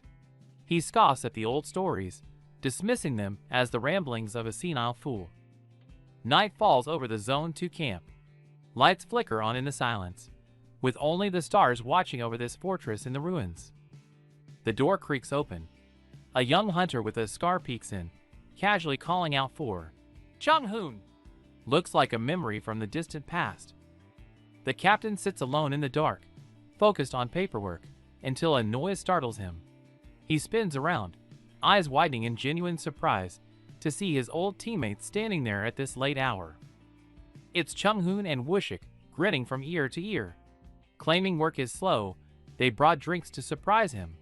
The captain's serious face instantly melts into a laugh as he waves them in. Chung-hoon cracks open a rare blue bottle he scavenged, and the room goes quiet. His teammates' jaw drops. This isn't just booze. It's a luxury they haven't seen in ages. Chung-hoon beams, clutching the bottle like a trophy. He casually asks about the rest of the squad, his laid-back charm showing exactly why he's so popular among the troops. Hearing the others are stuck in a meeting, the trio makes a quick, selfish decision. With a mischievous grin, Chung-hoon suggests they don't wait after all. This bottle won't last long anyway. Rank doesn't matter tonight, just brotherhood. As the amber liquid fills the cups, they settle into the comfort of old friends, trading stories and forgetting the war outside for a moment. Chung-hoon roars with laughter, raising his glass high.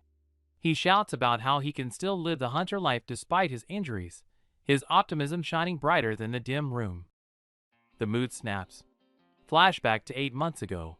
Chung-hoon lies broken in a hospital bed, wrapped in bandages. Instead of complaining, he looks at his captain with shame, apologizing for getting hurt. The captain stares at the broken young man, heart heavy with regret. He mourns the loss of such a talent, while Chung-hoon struggles to speak, the air thick with unspoken grief. Suddenly, the injured man drops a bombshell. He asks the captain to teach him left-handed swordsmanship. The captain freezes in shock. Chung-hoon isn't giving up. He's adapting. Even bound to the bed, Chung-hoon clenches his fist with a fierce grin. As long as I'm alive, I'll make it work, he vows. His sheer willpower is enough to give anyone chills. The recovery is brutal.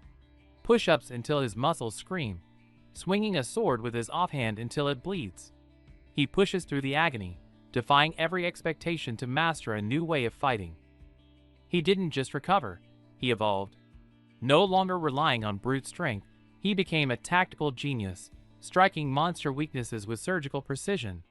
The one-armed swordsman stands taller than ever. Chung-hoon stands confident and composed, a perfect swordsman in every sense. His smile hides the hell he walked through, earning the captain's deepest respect. Back in the present, they laugh off the pain. Chung-hoon jokes that he almost quit during training, and the captain immediately calls him out, reminding him whose idea it was in the first place. Chung-hoon brings up his old training sword, the guillotine. To anyone else, it's junk, but to him, it's a symbol of rebirth. He proudly announces plans to pass it down to his son, Dongju. When teased that his son hates hunting, Chung-hoon just laughs and says he'll give it to his grandkid instead. The squad cheers, telling him he better stay alive long enough to see that day come. The laughter pauses as realization hits. Someone points out nervously that talking about the future like that is a classic death flag, a jinx that usually guarantees you won't make it back. To break the jinx, they toast to the opposite, shouting that they should all die tomorrow. Glasses clash violently under the moon, their raucous laughter trying to drown out the ominous shadow of fate. The mood softens as Chung-hoon talks about his son. Apparently, the kid has already picked up his father's catchphrase, "As long as I'm alive, it'll work out." It's a heartwarming, funny echo of the man sitting right there. That was the last gathering. They listened to him brag about his kid, unaware it was their final drink together. Back to reality. The sun shines on the gym, but Junwoo's mind is still stuck in that memory. Kim Jong-un pulls out an old photo, introducing the figures as his father and grandfather. Junwoo freezes. The legendary, stern swordsman looks like a complete fool in front of his child. The man once smiled and swore he'd live to see his grandchildren, his eyes full of hope. Looking at the photo, Junwoo feels a pang of guilt. Would things be different if he hadn't said those words back then? When asked about his grandfather's death, Jong-yoon quietly claims it was an accident during the crisis. Seeing Junwoo's silence, Jong-yoon laughs awkwardly, surprised an outsider knows so much about his grandfather. Fingertips graze the frame. Even after losing an arm, he was the strongest. Now, only this photo remains. Jong-yoon laughs, saying his dad would love Junwoo. Junwoo realizes that little rascal is now a father himself. The mood shifts at the mention of his father. A stubborn cop who lost his job refusing to drop a case.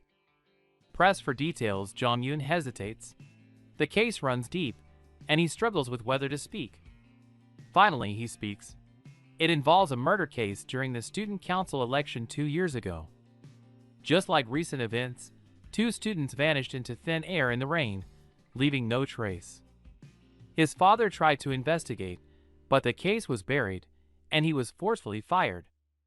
Ironically, because his rivals vanished, Jong-yoon inherited the council seat by default. He was ostracized in the council, only Eun-chae treated him kindly. The elites didn't even take the entrance exam. He often wonders if he could have stopped the tragedy had he reached out just a little sooner. That guilt drove him to risk everything to save others this time. He couldn't watch someone die again. He laughs loudly to mask the pain. Junwoo watches silently, a look of recognition in his eyes. Junwoo's eyes widen in sheer shock. He stammers, barely processing what he's seeing. This is, huh? Oh, that. Kim Jong-un grips the guillotine's blade with solemn reverence. It's the only memento his father kept, intended to be passed down through generations. He asks to borrow the blade. Turning his back, his grip tightens as he murmurs, "You said my grandfather's story sounded far-fetched, right?" Turning back, the doubt in his eyes is replaced by steel resolve. "It's not an exaggeration." He invites Junwoo to the sparring exam. He's ready to prove it. The final exam week begins. For days of hell start now, kicking off with the dreaded written tests. Silence fills the room, broken only by the scratching of pencils.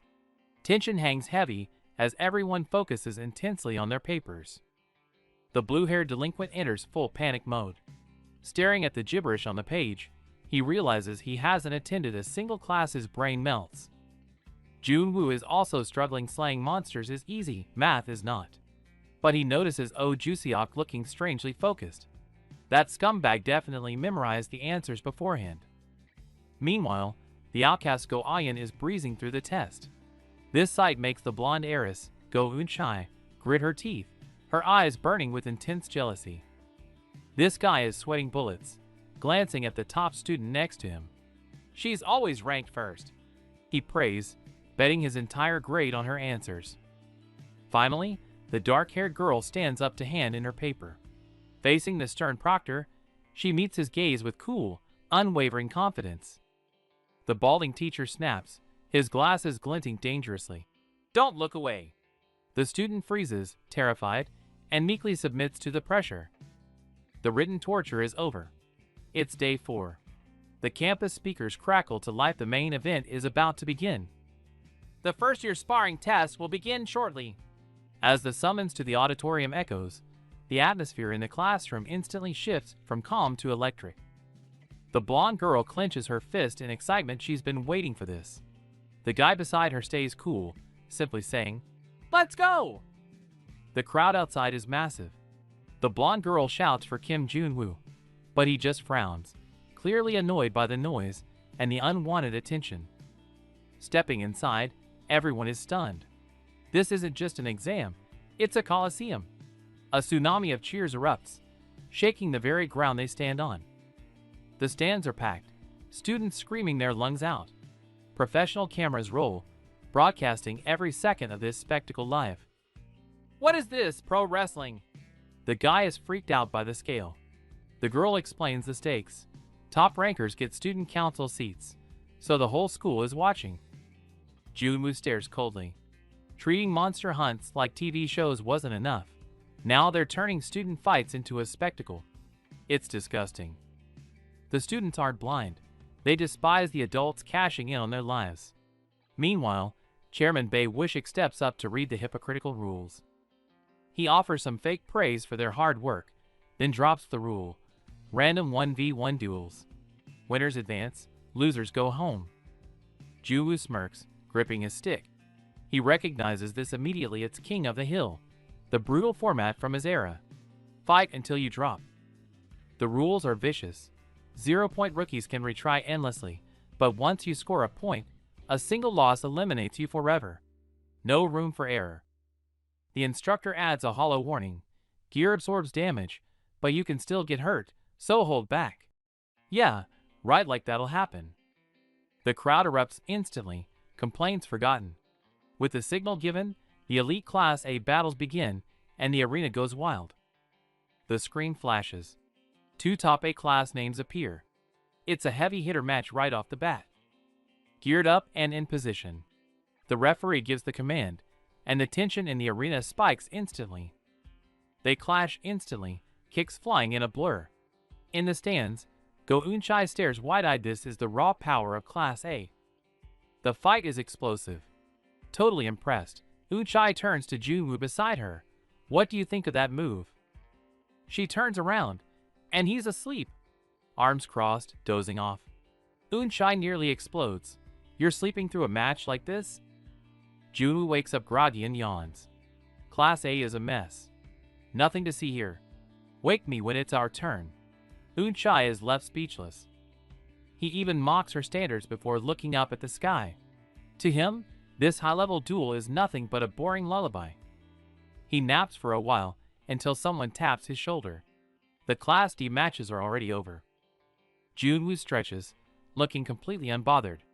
Finally, the announcement comes: Class E, get ready. After waiting so long, the hype is dead. The students look drained, muttering about what's for lunch instead of the fight. When it's finally Class E's turn, the stands are mostly empty. The roaring crowd is gone, replaced by awkward silence. A girl sneers, see? No one gives a damn about Class E. Her friend freezes, stung by the harsh truth. But then, a familiar figure appears in the empty stands. Junwoo looks up at senior Kim Jong-un. The roster for Class E is about to be revealed. Kim Junwoo grips his staff, a confident smile playing on his lips. He's ready. The strategy was to hide their true strength by sending out someone average first. So, the timid Go-Ahyun gets the call. Things are already going off script. Junwoo groans in annoyance as the plan falls apart. He'll have to handle this mess. Seeing her sister freeze up, Go Eunchai shouts from the sidelines, "Don't overthink it. Just stick to the training." Suddenly, a crazy rule drops. She has to win 10 matches in a row. The insane difficulty leaves the whole crowd stunned. Faced with this impossible challenge, Ahyun actually calms down. She stands her ground, smiling with newfound confidence. Fight! The opponent, Lim Jae-hai, doesn't hesitate. She instantly powers up her armor and activates her skills to end this quick. Ahyun doesn't back down. She unleashes a devastating strike, creating a massive shockwave that crushes her opponent's defense. It's over in a heartbeat. Lim Jae-hai gets blasted away, hitting the ground hard and totally out of the fight. The crowd goes wild with shock. How is the quiet girl this strong? Only Junwoo sits there calmly, unfazed by the chaos. Watching the devastation, Junwoo grips his cross tight and narrows his eyes.